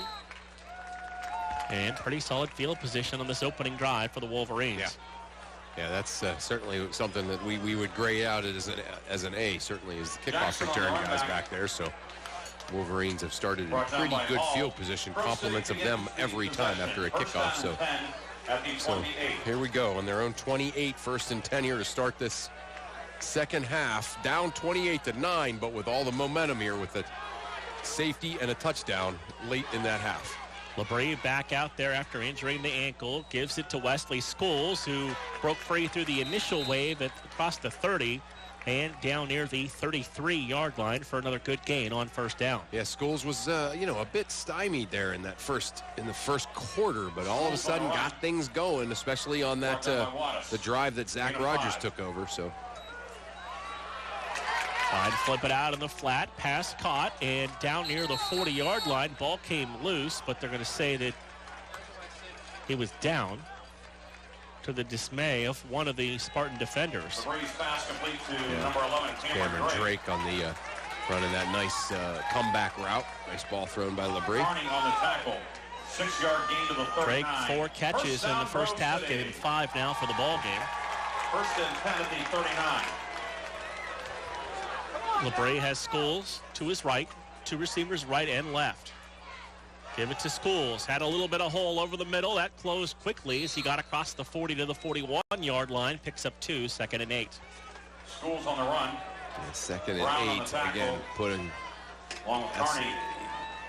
You want to pick up about 3 or 4, obviously, on your first down play to get it a little manageable. But here they can make it up here on this 2nd down play. 2 receivers right and left for Labrie out of the pistol. 2-step drop. Fires. Drake makes another catch. Drives towards that first down marker. He's going to be about close to 2 full yards shy on third down. Yeah, that's all right. That's what you know. Mangwendi on the stop. They needed that play there to get themselves in that third manageable play here that they've been good at all night. So 6 catches for Drake in today's game already, with 13:18 to play in the third quarter. Yeah, they were 4 of 10 mark on third down conversions in the first half. LeBrie flips it underneath. Drake makes the catch again, turns it upfield, and has the first down. Yeah. Yeah. And again, that's that old thing. Out of those 4 out of 10 that they got, you wonder how many of those 6 were third and longs, right? First down, Wolverines. Yeah, second and 2, second and short like that, you can get it. So Grove City offense scored their last time out in the first half, and they're back in rhythm here to start the second half. LeBrie underneath through the hands of Rob Kuntz, the tight end, incomplete, and it'll be second down and 9. Pass incomplete, intended for Kuntz. Yeah, Kuntz was just a little, the ball was just a little behind him, and he was being covered by number 32, Isaac Withrow, on that side. So the ball just needed to be out in front of him a little bit better. He would have hauled it in. So second down and 10. Trips right, 1 man to the left side.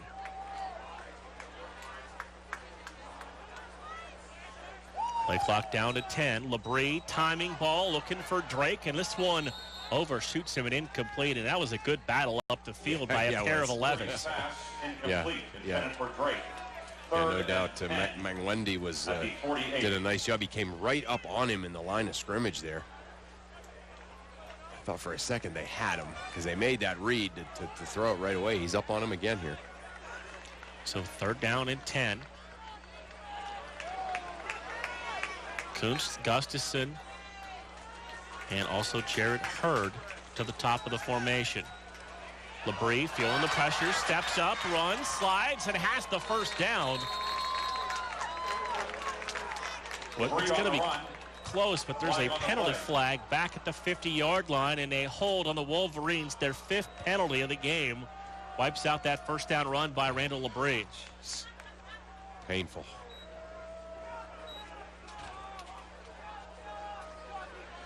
And you hear some people chirping the sidelines for Grove City, not real happy there. Those are, again, when you're playing a team like this, those ones are so much more frustrating. I know, my teams are playing somebody great and a foul is called. I'm a lot more inclined to react passionately than I am against when we're not fighting for our life on every play.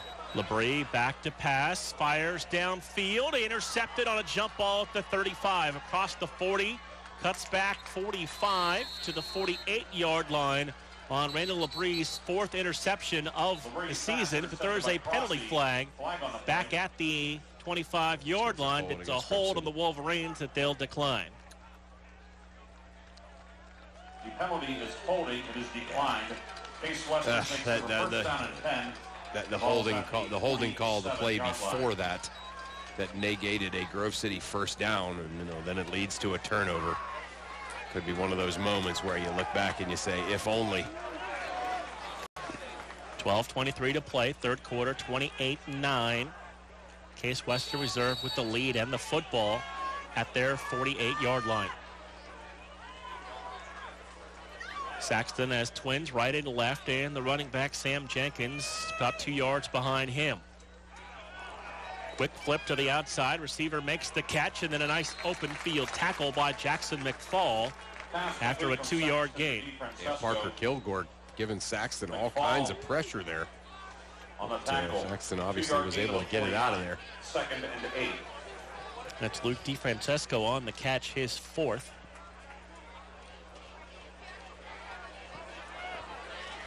Now trips to the left, 1 man to the right. Saxton out of the pistol with Sam Jenkins, the tailback. Saxton back to pass, 5-step drop, steps into a deep ball down the middle of the field and incomplete. But a flag at the end of the play, and a second flag comes in. Yeah, Daniel Jackson back there. It looked like he was going to.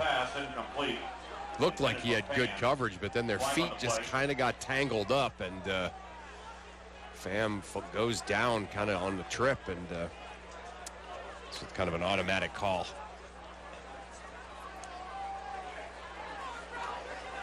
Again, our referee today is Jeff Vrabel, leading his crew.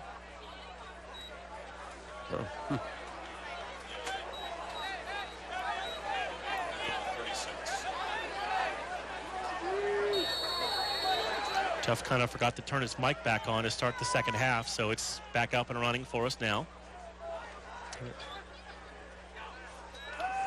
Saxon back to pass, steps up, fires downfield, caught across the 25, cuts back and down to the 20. It's going to be a first down right near the 20-yard line for the Spartans. You see they're hustling. You can see their coaches are exhorting them to get to the line of scrimmage and get going. They want to get back into that, Henson on the tackle. that hurry-up offense, 2-minute offense, even though. Gain of 15 to the 21. First down, Case Western Reserve. So down to the 21, first and 10. That's a quick hitter up the middle for about a yard, maybe two. On the run by Sam Jenkins, number 27. Jenkins on the run. Brought down by Kilgore. 2-yard gain to the 19. Second and 8. Second and 8. 10:50 to play, third quarter, 28-9. Case Western Reserve with the lead and the football.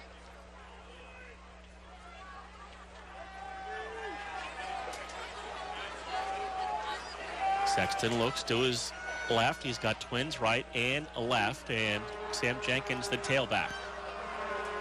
Reverse pivot, gives it to Jenkins, running off the short side of the field, inside the 10 and down near the 8-yard line. Jenkins on the run. So it'll be first and goal for the Spartans inside the 10. Jenkins just really tough to find in there. Gain of 11 to the 8. He's about 5'8". So sometimes you just kind of lose him in there, and then the next thing you know, he's exploding on you. Quick flip out to the flat. Receiver makes the catch, and he went out of bounds. Good coverage there by Daniel Jackson to force him out of bounds. Yeah, Jackson was not going to yield an inch there. So Jackson stood like a stone wall over there on the 10-yard line. Pass complete to DeFrancesco. I'm not even acknowledging that. No. Second and goal. Two receivers right in, two receivers left. Second and goal from the 3-yard line. Jenkins moves up to the left of the quarterback, Saxon, who flips that ball into the end zone for the touchdown. That was a pretty exceptional catch made there by the Case Western receiver. They are very deep at the receiving position. Saxton's pass is complete to number 86, Morgan. Touchdown, Case Western Reserve. So Morgan on the touchdown catch. Fulton Morgan out of Worcester, Ohio, 6'5", 195, and a sophomore. He was, ball was way out ahead of him, so he had to reach way out and catch a bullet, and he was able to catch it. Albrecht line to the right, snap down, extra point up, and the kick is good. 9:59 to play, third quarter. It is Case Western Reserve 35, Grove City 9 on 91.1 WSAJ. You feel petrified. You're struggling with your mortgage payments, not knowing what to do. You do nothing. But if you do something, you're far more likely to get the most positive outcome. Making Home Affordable is a free government program. Call 888-995-HOPE to talk one-on-one with a housing expert about your options. Call 888-995-HOPE or visit makinghomeaffordable.gov. Brought to you by the U.S. Treasury, HUD, and the Ad Council. 9:59 to play. 35-9 is the lead for the Case Western Reserve Spartans, who came into this ranked number 19 in the D3.com D3 poll. Yeah, very good, very deep football team. They're too deep. Each guy is impressive on their too deep, and then some. Kick high, end over end. It's going to be Marcus Woodford across the 10, 15, 20, 25, across the 30. Still carrying a couple of special team defenders for the Spartans to about the 32-yard line. Yeah, boy, he had a seam there. Closed down pretty quickly. Pretty good job recovering there by the Case Western kicking team, but still pretty good return again. So out at the 31. You know, again, okay, so Case scored. They've answered before. They got to answer now. So LeBrie brings the offense out with trips to the right and twins to the left. He'll work alone in the backfield. Play clock down to 10. Takes the snap, fires quickly in and out of the hands of Gustafson at the 45-yard line. That's something we see from Cody very often, is that throw was right on his hands. Yeah, he ran a great route, and I think he might have been guilty of the old looking down the field before he caught it, because he did have some running room. I think he was looking out ahead at that running room. 2nd and 10. Twins right in, left. LeBrie, 2-step drop, fires the ball out, pass caught, first down on a catch by the freshman Caffrey, who comes up with another reception, and that's his 4th. Yeah, nice job by Caffrey. Caffrey's had a good night. Caffrey, gain of 11 yards. Again, Wolverine offense and moving the football here, getting another first down. Caffrey out of Ashburn, Virginia, and John Camp High School. Give it to Schools, running right up the middle, across the 45, and dives down near the 50. Schools on the run, brought down by Whitbro. We'll spot him back near the 49-yard line. 7-yard gain to the 49. 2nd down and 3 as we go under 9 minutes to play here, 3rd quarter.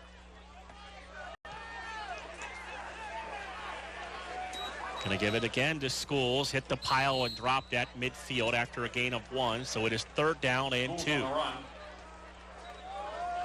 Schools at the half, 10 carries, 59 yards. I can do that math, 5.9 a carry. Yeah, that's still pretty good. He's turning this into a good night. Like I said, it sort of has the feel as if Case Western has held him in check somewhat, but it's certainly playing out now that he's having a heck of a night now all of a sudden.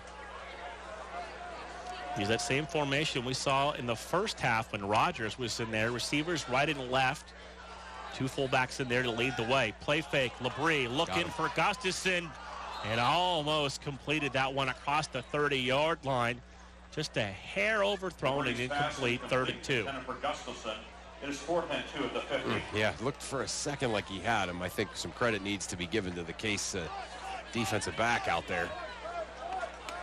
Grove City going to punt here, it looks like. So it'll bring on Caleb Brake to punt. It'll be his 5th, averaging about 41 yards a kick in the first half. Brake to punt. Fan D. Justin Fan, the senior from Atlanta, Georgia, in Greater Atlanta Christian High School. Caught that ball at the 20 and then immediately went down right back near the 19-yard line. Might have lost 1 on that return. Down by Conto. Loss of 1 on the return. Case Western Reserve takes over. Yeah, so again, this Grove City defense that's been asked to do a lot here today. Kind of go back out there right here and stop the bleeding again. 35-9 our score. Case Western on top of Grove City with 8:05 to play here, 3rd quarter.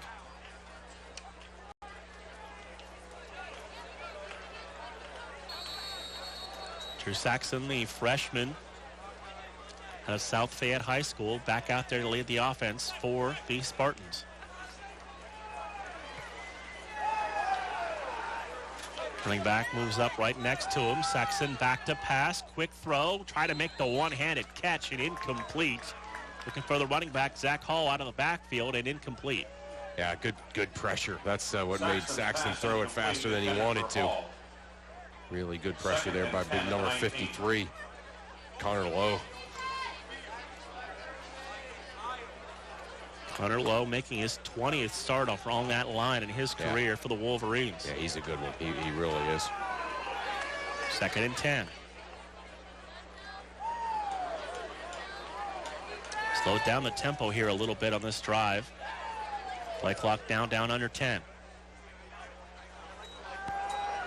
Flips it out into the flat. Receiver makes the catch across the 20 and dives up to the 21-yard line. Saxton's pass complete to Spitali.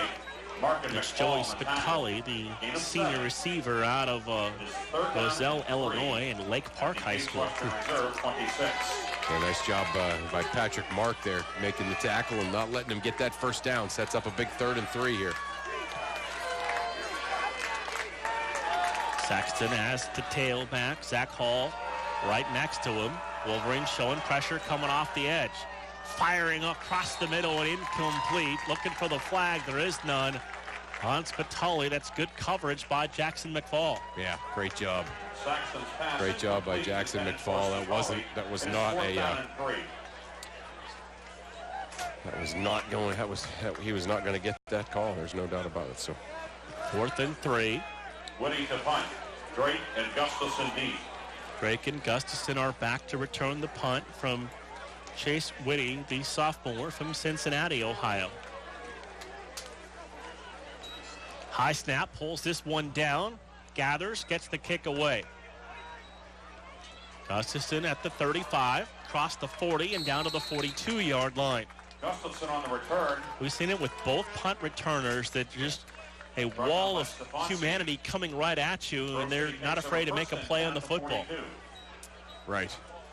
Yeah, no, that's a great observation by you. So, all right, here we go. So the Grove City Wolverines again taking over on offense. See what they can come up with here. Bree works out of the pistol. 2 fullbacks in front of him. Receivers right and left. Give it to Schools. Stepped outside, now came back inside and got stood up after a gain of about 2. 2nd down and 8. Yeah, Patrick Crossie, the safety, coming up making that play.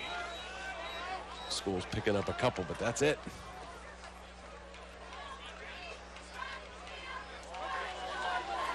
So we'll see Brandon Caffrey check in for this play. Go to the right in the slot. Play fake to Schools. Labrie, time, fires, and a diving attempt at the football at the 40 is incomplete. Just a little out in front of Cody Gustafson, and it's now 3rd and down. Yeah, it looked like he was going to make a highlight reel type of catch there as he dove out, fully extended, but yeah, it goes off his fingertips. And we hear a very, very harsh critic from the crowd say, "Catch the ball." That would have been ESPN top 10. That's a highlight reel catch if you bring that in. I don't know what that guy's talking about. Labrie on 3rd down and long, firing middle. Gustafson makes that catch in traffic. Then the ball came loose, and Drake there to fall on it for a Wolverine 1st down at the 34-yard line. Break for the Wolverines. Oh, no, maybe not. Labrie's pass incomplete. Okay, they're going to call it incomplete.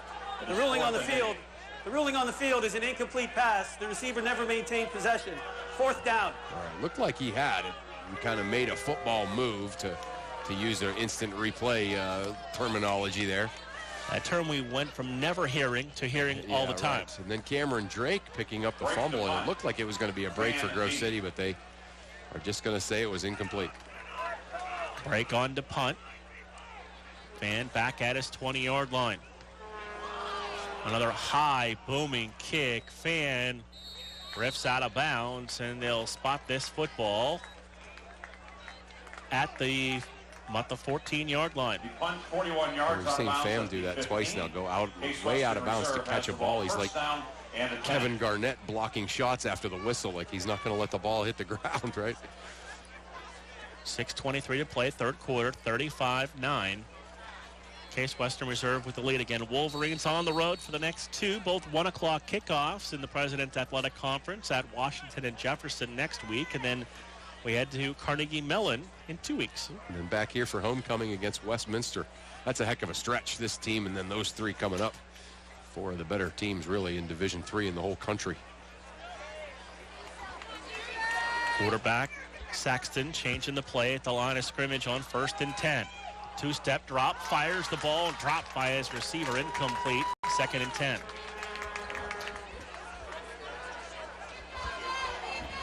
He checked to something, but I don't know if everybody was on the same page. No, it almost looked like, right, he was still trying to figure out how to run a route, and the ball was hitting him in the side of the shoulder pads.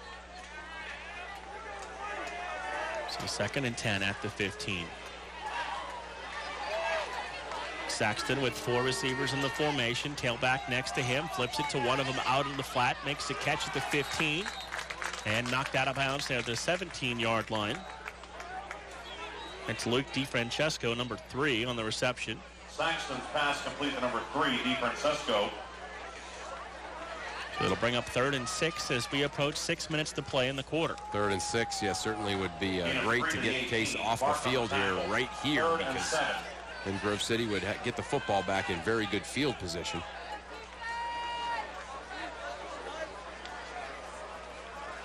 Substituting before the play. Spartans going to run in a couple of new receivers on 3rd down and 6.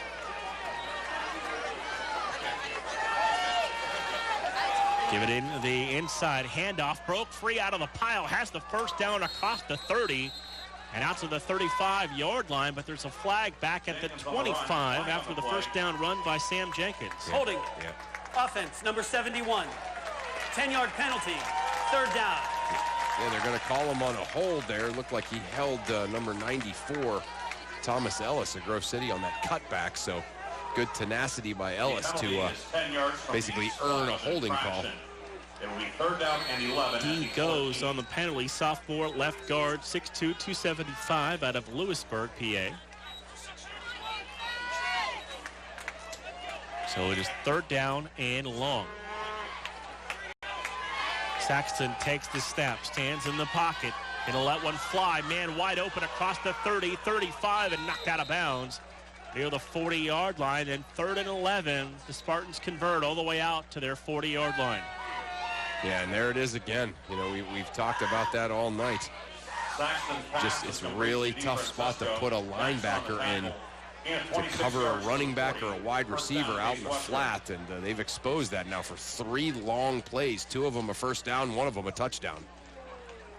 2 backs now in the backfield with Saxton on 1st and 10 at the 40. Back to throw, fires the pass, deflected and incomplete. Jackson McFall read that route and almost came up with an easy interception. Yeah, it would have been an easy interception and an even easier pick 6 had he caught it. That would have helped. Saxton's pass incomplete. Broken up by McFall. 2nd and 10.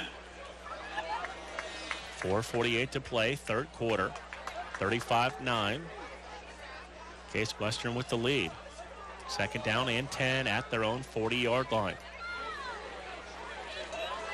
Saxton gives the ball to the tailback, breaks free across the 50, 45, and down near the 42-yard line.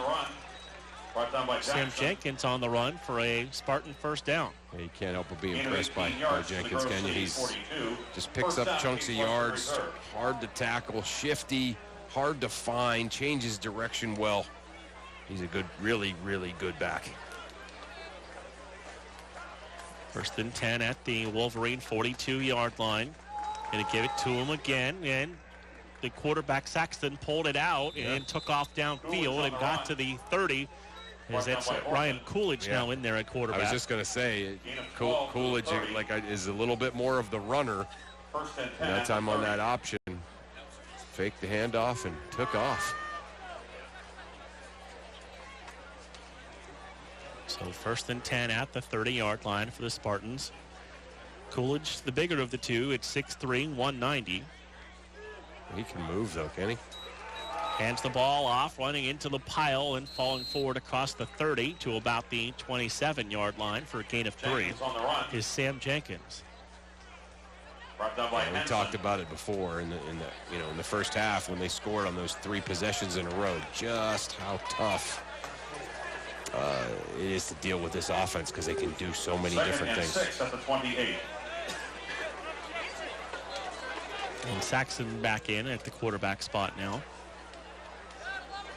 Split backs with him in the backfield on 2nd and 7. Timeout. Case. And now a little confusion offensively for the Spartans, and they'll take a timeout. And you wonder when you're changing quarterbacks like that in mid-drive, it may kind of throw off the rhythm with different cadence and different comfort zones. Right.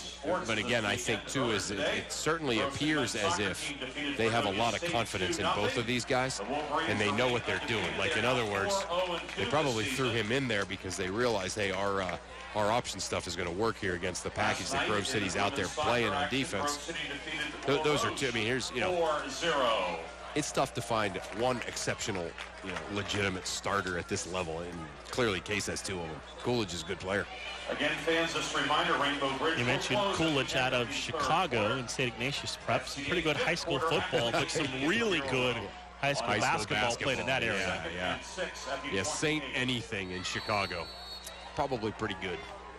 2 receivers to the right, 1 to the left side, split backs in the backfield. He probably played with Division I guys all over the place that are now playing in the Big Ten, the MAC. Stepping back into the pocket, firing across the middle, caught at the 5 and into the end zone for the Spartan touchdown. Drew Saxton with the rope between the hashes for 6 points for the Spartans. Pretty good coverage again. Morgan again, just so big and strong. Able to just kind of rip it out of there and high step into the end zone. Again, it's frustrating here. You're Grove City College, but I sit up here and I watch. This has a lot to do. This has a lot more to do with what Case Western is than what Grove City isn't. This is a really, really good team. Albrecht line to the right to attempt the extra point. Flag flies as the extra point is up and good, and looked like the Wolverines try to jump the snap.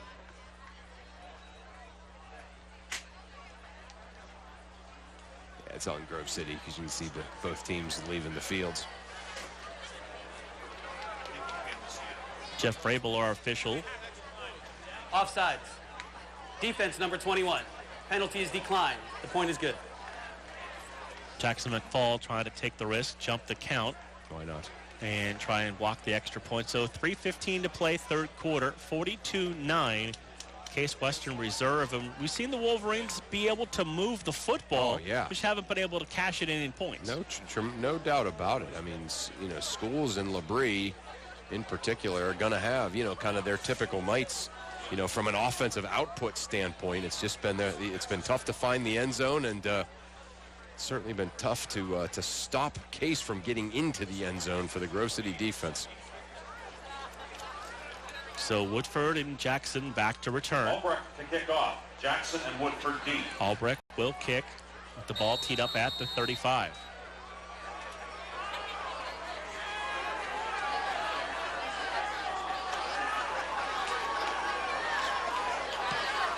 High end over end kick. It'll be Woodford at the 5, 10, 15. Had a hole across the 20, 25, 30. And all the way out near the 32-yard line.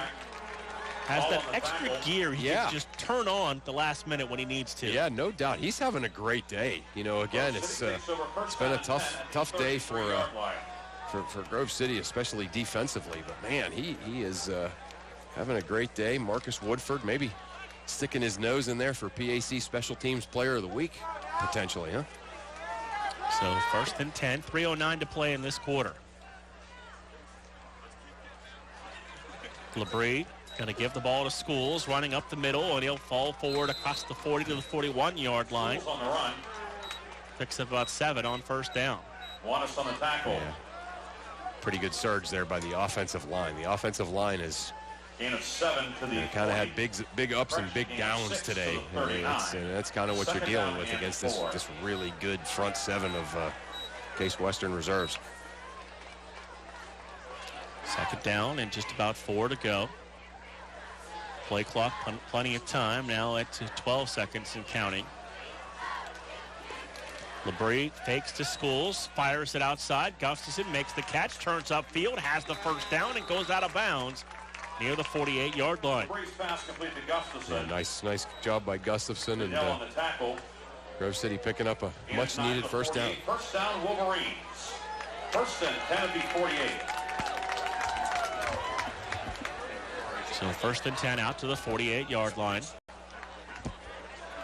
2:10 to play here in the quarter.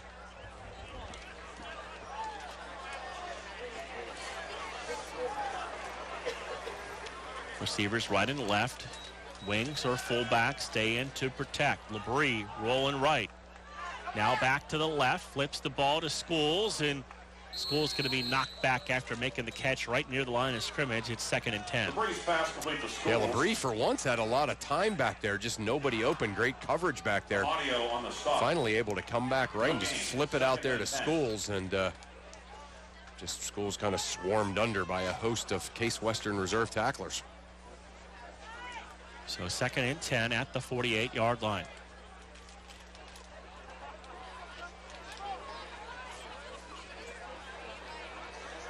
Schools to the right of Labrie, gets the handoff across the 50, pushes the pile to the 45-yard line.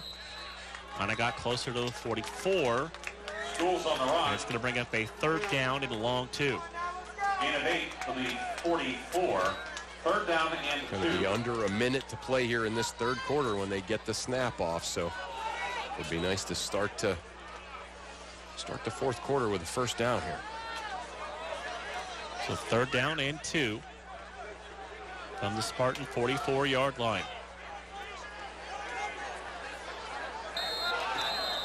And we've got whistles and movement and False start. Offense, number 4. 5-yard penalty. Third down. that'll go on Jared Hurd, And 7 at the 49. sophomore slot receiver for the Wolverines. Puts the ball back to the Spartan 49-yard line. Painful. Brings up third and 7.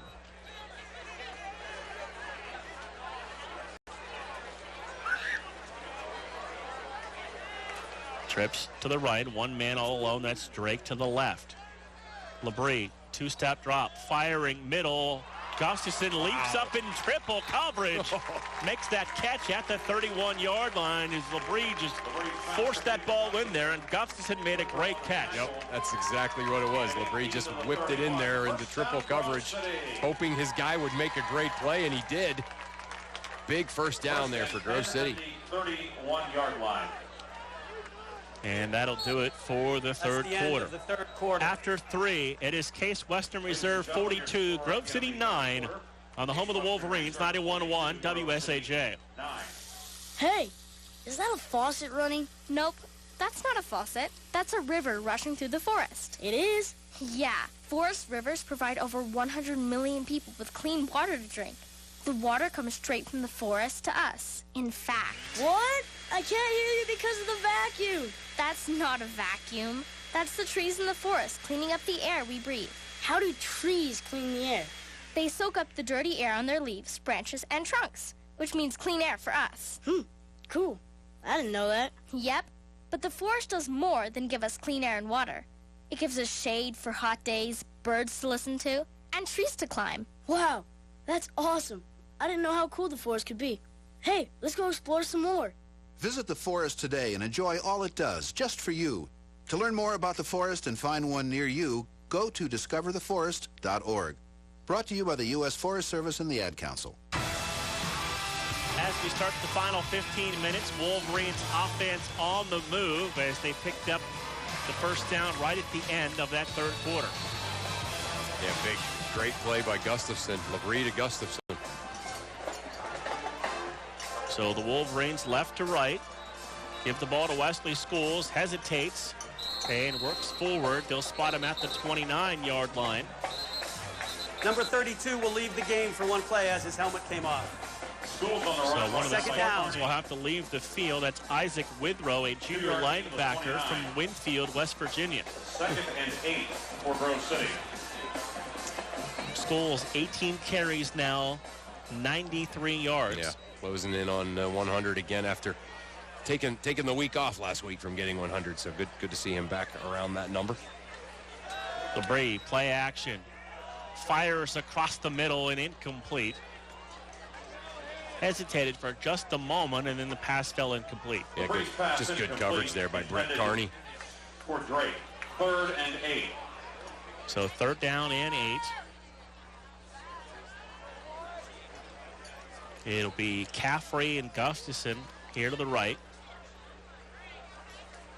Looks like Kunst and Drake to the left.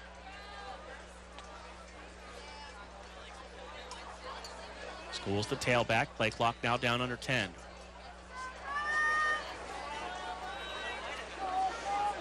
Down to 4. Labrie takes the snap, tries to fire the timing. Ball man out there, long throw.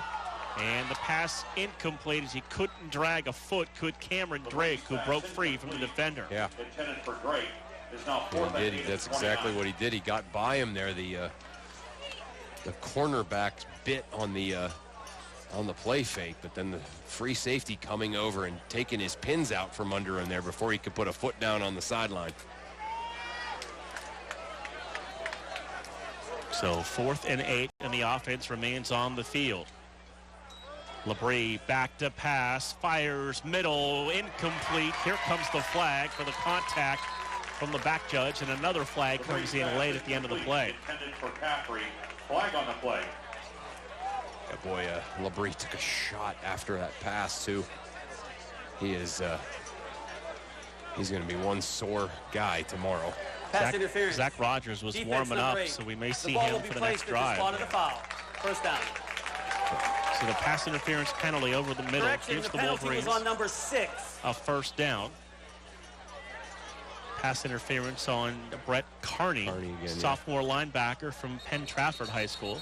Yeah, Carney, one of those kind of small linebackers, 6 foot 200, kind of a hybrid safety linebacker. Wolverines 2 to the right, 1 to the left. Wing to the left side, looks like Reppert.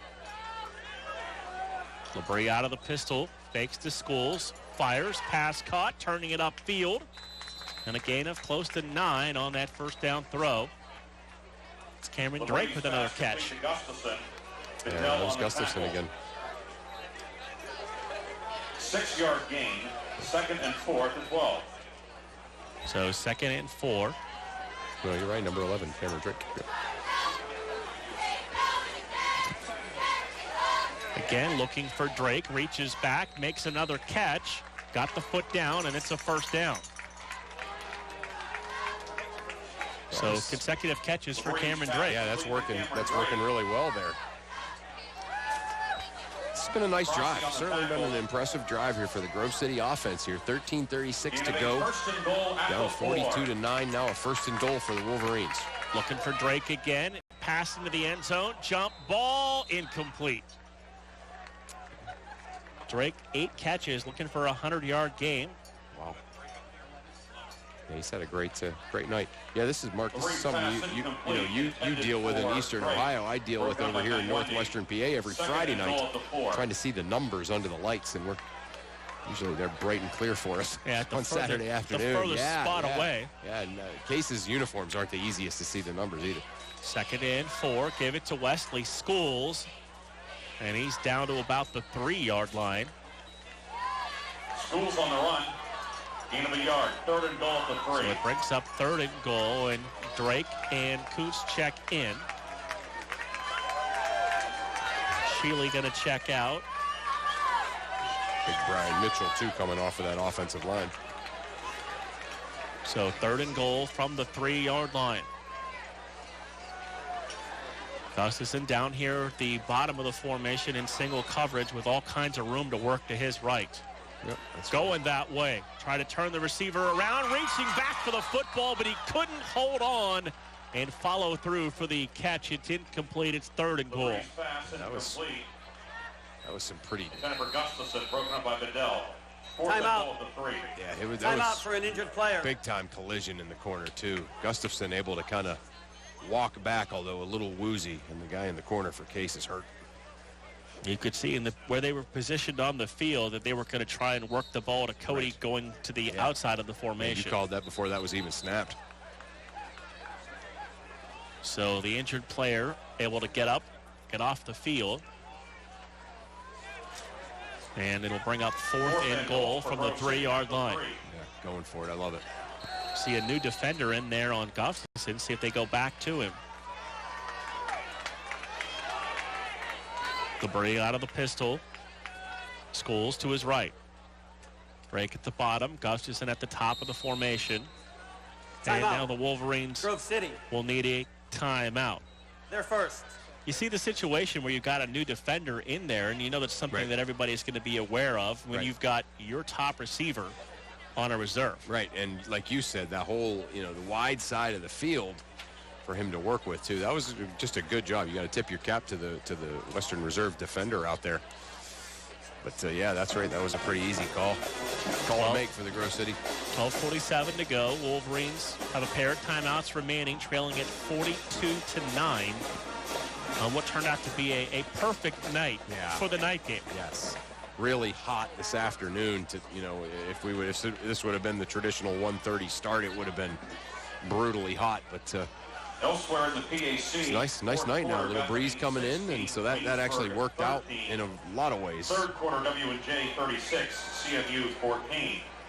Fourth and So goal off the timeout, it will be 4th and goal from the 3-yard line.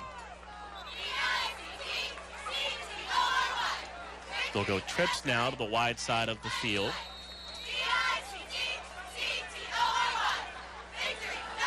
Drake at the bottom of the formation. Schools to the right of Randall Labrie. Labrie dropping back, looking for a spot to run. Flips it into the end zone, and that is going to be caught for a Wolverine touchdown. Labrie doing his best Brett Favre imitation there, just running around, about to get hit, flips it into the end zone, and he tweaked that ankle again. He looks like Willis Reed coming off of the field there. Cameron Drake is who he flipped it to, so Drake a huge part of that drive. So Drake's touchdown, his first of the year. Makes it 42-15 with the extra point from Mitch Causer, who's a perfect, now 8 for 8 on the years. That is up and good. 12:41 to play, fourth quarter. Case Western Reserve 42, Grove City 16 on 91.1 WSAJ. Welcome back to the Cat Show. Up next, we have Nico.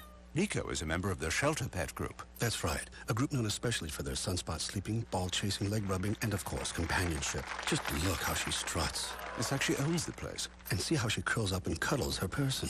The pitch on her purring is simply perfect. Nice one. Fantastic cat. But really the best way to know an amazing shelter pet like Nico is to meet one. Visit theshelterpetproject.org today. Adopt. Brought to you by Maddie's Fund, the Humane Society of the United States, and the Ad Council. Nice drive orchestrated by Randall Labrie, his second touchdown pass of the night. This one to Cameron Drake, and the receivers have played well tonight. Yeah, you really have, no doubt. Drake, a huge part of that drive. You know, Caffrey, Gustafson have played well tonight, catching a lot of passes. Everything, that's the one thing about this offense. Everything's earned, isn't it, against this team? Like, they've moved the ball, and they've scored a couple of touchdowns now, but boy, nothing's been easy. Deep kick by Brake to the 5, across to 10, 15, 20, 25, 30, and spun down near the 35-yard line. A hard charging return there by Nate Stefanski. Stefanski on the run back, Shreve on the tackle. Case Western. You're right about the numbers. Yeah, no, it's hard to see. Right, that one was hard to pick up. I have to wait until they come into, until they turn square up to the window and get on this side of the middle of the field over there. So 1st and 10 at the 35-yard line for the Spartans. One shade lighter blue than the blue on their jerseys with a white outline. 12:35 to play in the ball game. Hill now in there at the tailback spot. We got a whistle. Delay of They game. ran out of time. Offense, number 15. 5-yard penalty. First down. So Ryan Coolidge in there at quarterback. Timing a little bit off.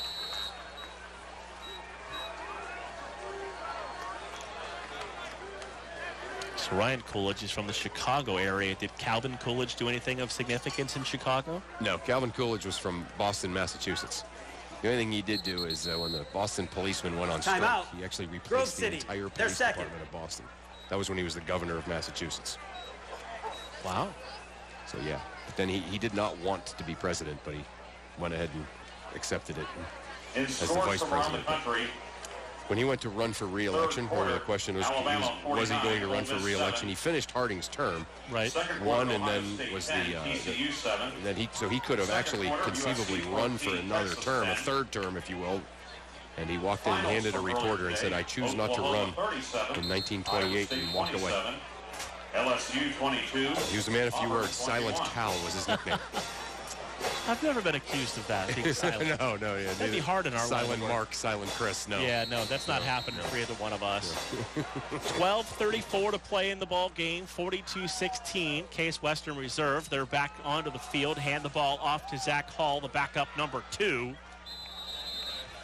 And he's across the 40 to the 41-yard line. Hall, not the biggest guy out there, No. 5'8", 180, but 11-yard gain, that 41. downhill type runner. He is a jet. He is an absolute Second jet. and 4. He's tough to pick up, and he changes direction quick without losing any speed. 2nd and 4. Coolidge, the quarterback. Hall remains the tailback, about 1.5 yards, 2 yards behind him. Play clock now down to 10. Fake it to Hall. Coolidge rolling right, throws downfield. Pass caught at the 40, and then immediately thrown back by Jackson McFall, who continues to pile up the tackles. Yeah, he's played great tonight. I mean, he's always solid, but I think tonight he's going to have kind of some career best numbers. Coolidge's pass complete the zip code. Andrew Horton checking in at that inside linebacker spot for Sam Henson. No gain. 3rd and 4. Henson looks like 41. I think he tweaked the quad kind of the way he's stretching now. That's not fun. 3rd down and 4. Man in motion. Conto creeping up to the line. Stretch handoff to the tailback Hall.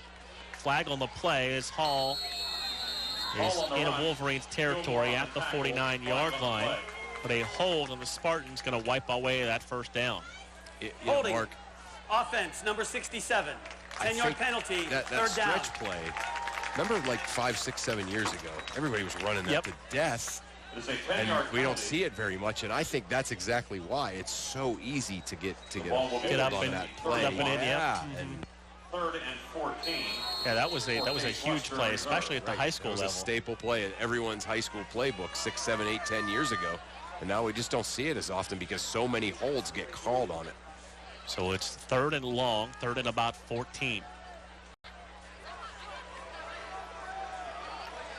Hall to the right of the quarterback Coolidge, who's back to throw, tries to flip it to Hall, who was covered nicely downfield by Andrew Horton out of that linebacker spot. Even if he made the catch, he wasn't going to turn that upfield. Yeah.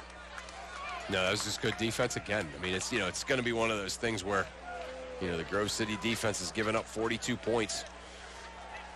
But, they've done some really good things. It almost sounds like you're trying to, grasp at straws to say something positive, but it's not that. It's they on the drives that they have not given up touchdowns.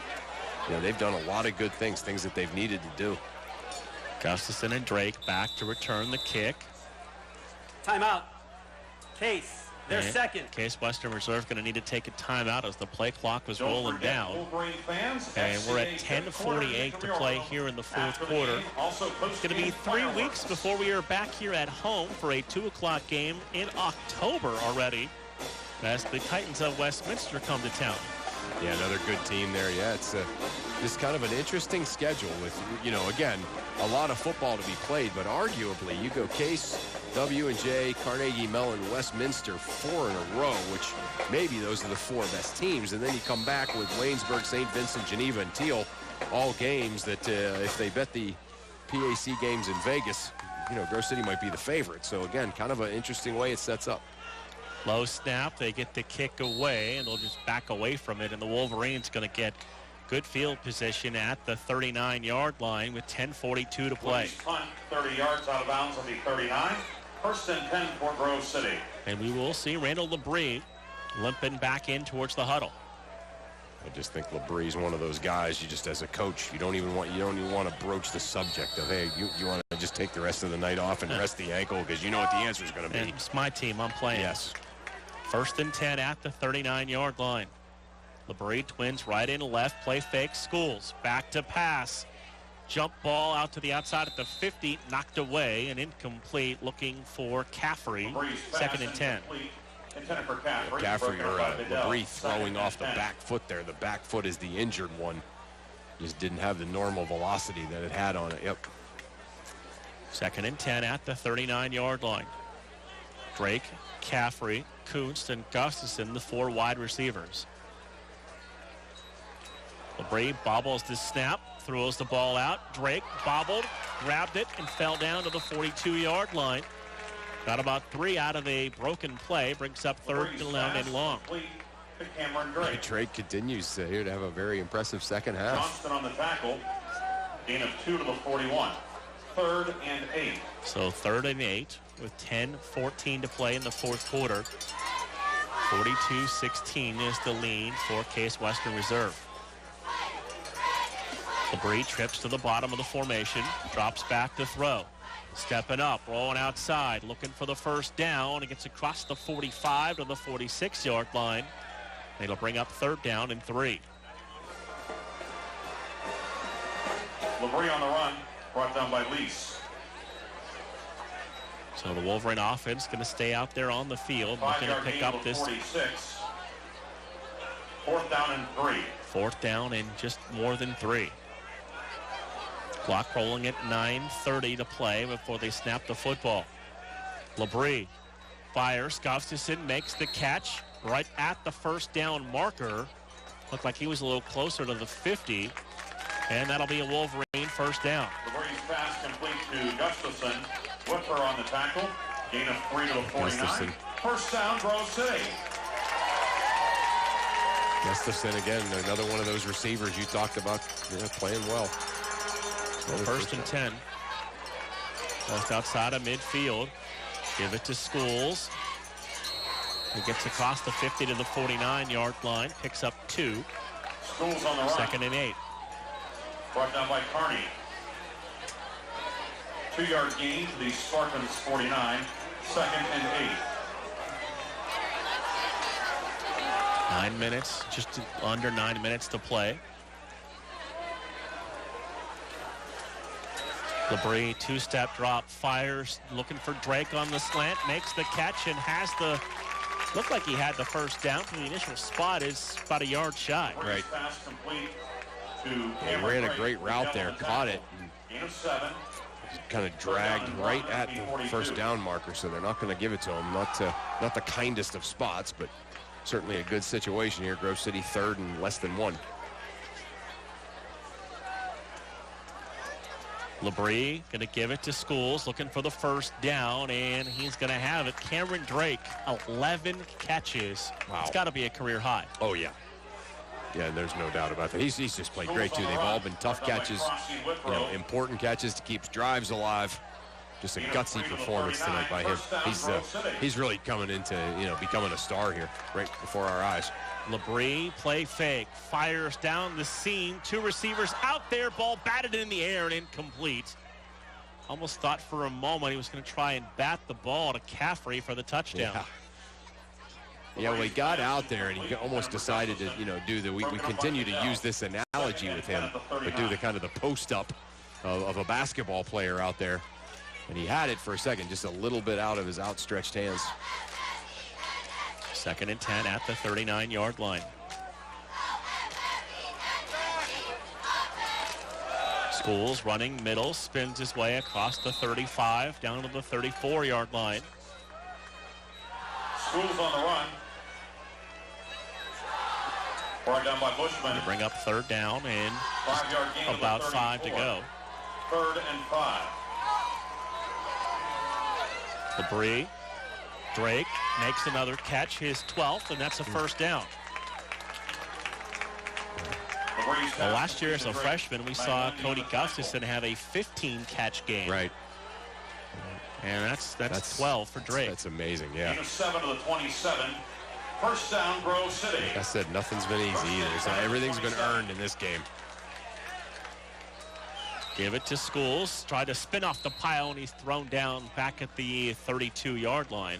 Schools on the run. Bushman on the tackle.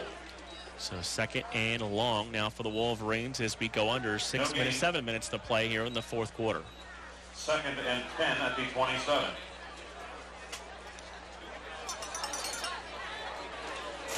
So now they're going to flex Schools out. That's part of a trips formation to the right side. Leave LeBrie alone in the backfield. Back to throw. Throws middle. Gustafson makes the catch at the 15-yard line. It dives down near the 14-yard line. That's a Wolverine first down. Yeah. That was a great play. I love that trips look right there. They couldn't guard all of them. And then you had Kunst, and they decided to put a backer on the tight end over on their other side, and that's what left the middle so wide open. That's why Gustafson was open over there. At the 14. So 1st and 10 at the 14. Fake to Schools. Timing ball. Gustafson in the corner. Touchdown, Wolverines. LeBrie's 3rd touchdown pass, the 2nd to Gustafson on the night. Yeah, there was that play you wanted last time. Yep, they didn't get it done that time, but they do this time. And, Grove City's offense has played well today. Grove City's offense has had a good day today, especially, since the Labrie came back in after missing one series with an injury. Causer to attempt the conversion. So it brings on a Mitch Causer. 8 of 8 on the year. Snap down, extra point on the way, and good. 6:14 to play, fourth quarter. Case Western Reserve 42, Grove City 23 on 91.1 WSAJ. When I was little, I didn't talk for a long time. I was sensitive to lights and sounds, so I built secret hiding places where they couldn't get in. Sometimes I do the same things over and over, until one day I found out I had autism. My family got me help. Slowly, I learned how to live with it better. Early intervention can make a lifetime of difference. Learn the signs at autismspeaks.org/signs. Brought to you by Autism Speaks and the Ad Council. So Randall Labrie orchestrates the third scoring drive, his third touchdown pass of the evening. And it's now 42-23. Labrie 30 of 49 for 252 yards and 3 touchdowns. Drake and Gustafson both double-digit catch nights. Right, yeah. Gustafson 122 yards receiving, Drake 86 yards receiving. School's over the 100-yard mark as well. So, again, like I said, there's the stats to back up my line about Grove City's offense playing well. Kickoff return across the 5, 15, 20, 25 outside 35 to the 40, 42-yard line on a late burst of speed off to the opposite side of the field. And the Spartans will have it with 6:06 to play. Run back brought down by Brake and Zeisler. Case Western takes over first and 364 yards of total offense for the Wolverines, who have had the ball for 34, almost 35 minutes tonight. Wow. Yeah, that's impressive. I mean, again, it's just been, kind of quick strikes, quick scores by Case Western Reserve. Efficiency by them, but Coolidge back to pass, flips the ball outside, receiver makes the catch, and then like he bobbled it and went out of bounds just shy of the Wolverine 45-yard line, but it is good enough for a first down. Still got Coolidge back out there at quarterback, and they're a little different without Saxton in there, but they're just as good. Coolidge takes the snap, fakes it to the ball carrier, keeps it, runs it off the right side, and gets down just shy of the 40-yard line. And he's definitely the better runner of the two. Yeah. He looks to run. They run that option with him. They don't even run that with Saxton. Down. Officially 2nd and 5 at the 41. Coolidge officially 3 carries for 24 yards. Wow. So 2nd down and 5 as we approach 5 minutes to play here in the fourth quarter.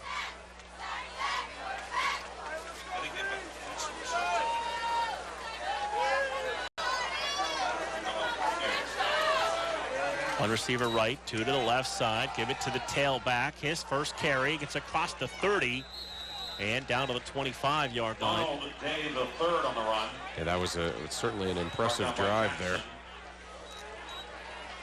Gain of 15 to the 26. First down, Case Western Reserve. So that's Day on the carry for the Spartans.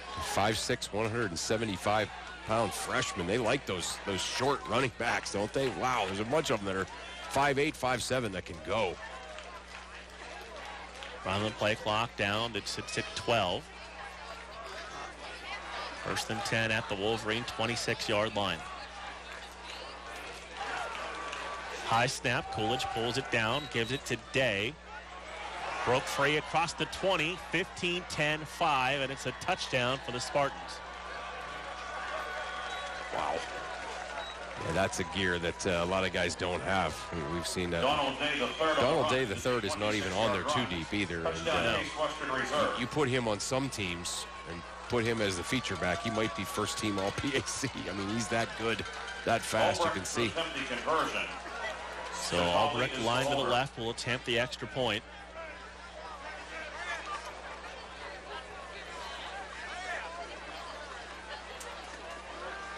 Snap down, rush on, and the extra point good with 4:22 to play. It's now the Spartans 49 and the Wolverines 23. And you talk about the numbers that this offense has put up. You know, Labrie 30 of 49. And it hasn't really been a vertical passing attack all that much. It's been quick hitters that just work their way methodically down the field. Right. And again, that's Labrie, probably his stats early on were not shaping up to look like that, but he's had a great late second quarter and third quarter, and now into the fourth quarter with that one drive. So it started out as a tough day to piggyback right off of a tough day last Saturday, but Labrie has done a nice job coming back and turning this into a great day for himself and the offense here. So looks like both back deep to return is Marcus Woodford and Daniel Jackson.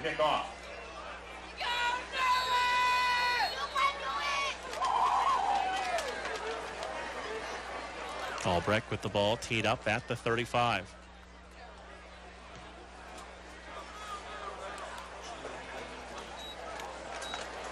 Across the 10, outside 15, Woodford to the 20, and then pushed back as he tried to give ground.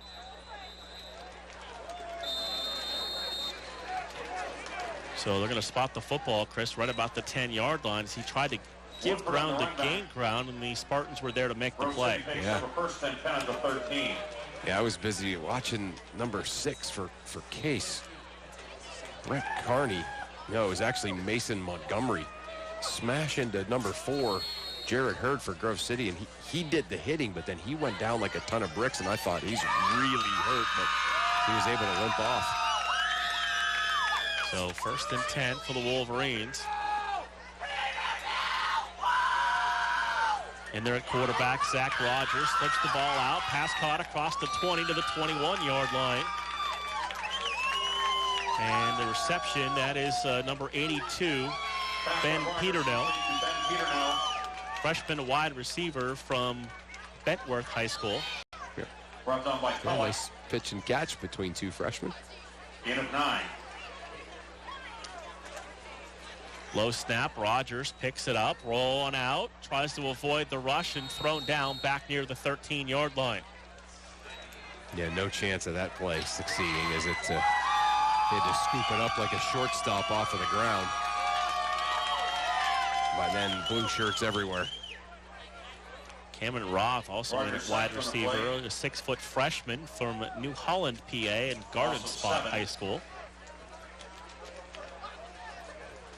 Rogers, 5-step drop, fires downfield, pass too tall, and incomplete. Will bring up 3rd down and 9. Rogers pass incomplete, intended for Noah Peternell. It is 4th down and 9. They're just a little too high. Well defended out there, and that's going to break back out there. So Noah Peternell and Ben Peternell both out there for the Wolverines.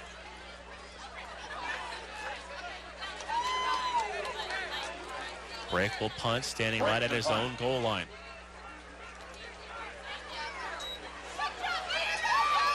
Good snap, gets away another high spiraling kick. It'll go out of bounds. Where they're going to spot it at the 45-yard line. So the Spartans start this drive with 3:04 to play in Wolverine territory at their 45. Yeah, 3 minutes and 4 seconds here to go in this football game. And, you know, again, this is a good learning experience for this team. And I don't know about you, Mark. I know I certainly feel as if the feeling after this week is certainly a lot different than last week. Yeah, definitely. The offense in a little better rhythm. The offense played well. The defense, again, they've given up 49 points here, so it's hard to hand out many accolades, but they did a lot of things well, and they figured some things out here as this game went on. New quarterback in there for the Spartans, hands it off, and the ball carrier dropped right at the line of scrimmage. The quarterback is Peter Hontis, a junior from New Orleans, Louisiana, in Jesuit High School, 6'1", 195. Wow. No gain. 2nd and New 10 Orleans to 45. Cleveland. That's a long way to come for college. He'll have split backs with him in the backfield on 2nd down and 10.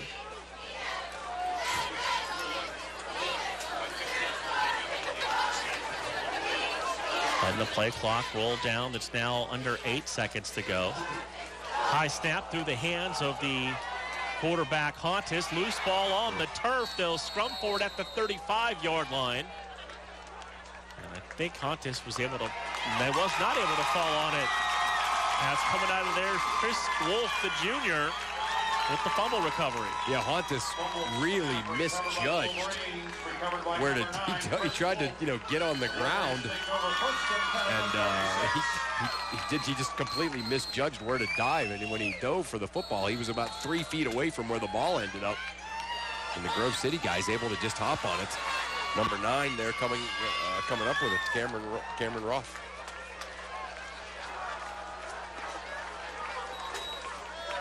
Rogers flips the ball out into the flat. Receiver makes the catch and dives down to the 35-yard line. So that is catch number 2.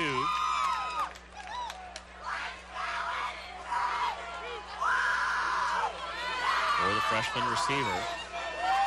Got a new quarterback in too, Mark. Get you caught up on everybody on the field. Option toss to the tailback who checked into the ball game, who cut it back upfield. And that's going to be a first down on the pitch run by Zach Trusky. Number 28 for Grove City will leave the game for one play. He's going to be forced to leave the game unless he lost his first helmet. Down. That's Gustafson in the quarterback, right? Tyler Gustafson in the quarterback for Grove City? Looks like it. Toss to the ball carrier. Turned it upfield across the 20 and down to the 17-yard line. Timeout for an injured player. It's Brandon Talbot in at quarterback, or at running back, excuse me.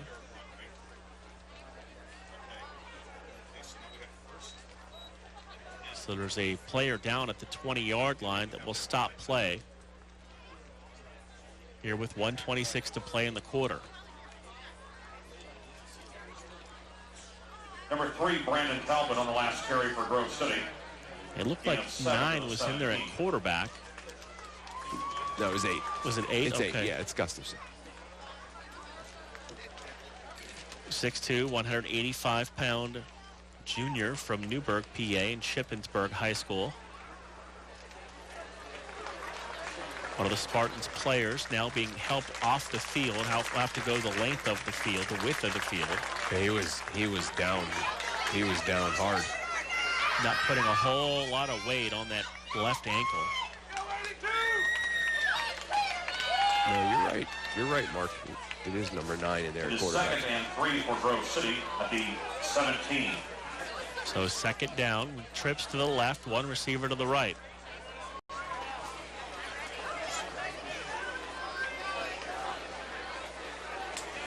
Back in there at the tailback spot is Zach Trusky, number 28.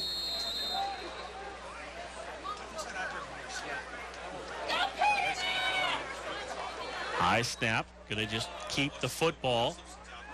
Get across the 15 and down to about the 12-yard line. That should be good enough for a first down.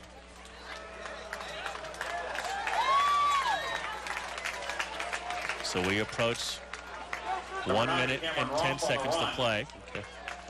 Yep, that is Cameron Roth, listed as a wide receiver on the roster, playing quarterback. Almost like a wildcat, because now 19 is back in there. Now the Zach Rogers is back in there. Rogers back to pass. That ball slipped out of his hands as the pressure came upfield, and it's incomplete. 2nd down and 10, 53 seconds to play.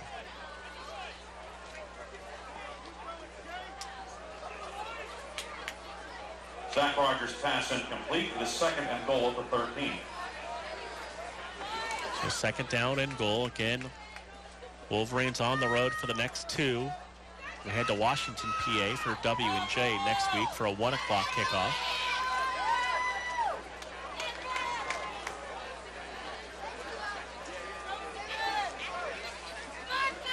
Rogers, high snap, gives it to the tailback. And he's going to be pulled down right at the 15-yard line. Zach Trusky on the run by Zach Trusky. Brought down by Gershenson. Trusky's had a great, he's had a really good freshman year, hasn't he? Coming in and spelling Wesley Schools at times. And so trips now to the left, one receiver to the right. Rogers throwing that jump ball into the corner and incomplete. Looking for 8, looked like Tyler Gustafson lined up as a wide receiver that time. Yeah. Gustafson listed as a quarterback, but he was in at the wide receiver the whole time that Cameron Drake was in there at quarterback. So the quarterback lined up at wide receiver, and the wide receiver lined up at quarterback. Right. And the quarterback is still in there at wide receiver, even though now the quarterback is back in there. And who's on first? So 4th down and 11. Rogers takes the snap, firing, end zone, in and out of the hands, and incomplete at the pylon, and the Spartans will take over with 18 seconds to play here in the 4th quarter.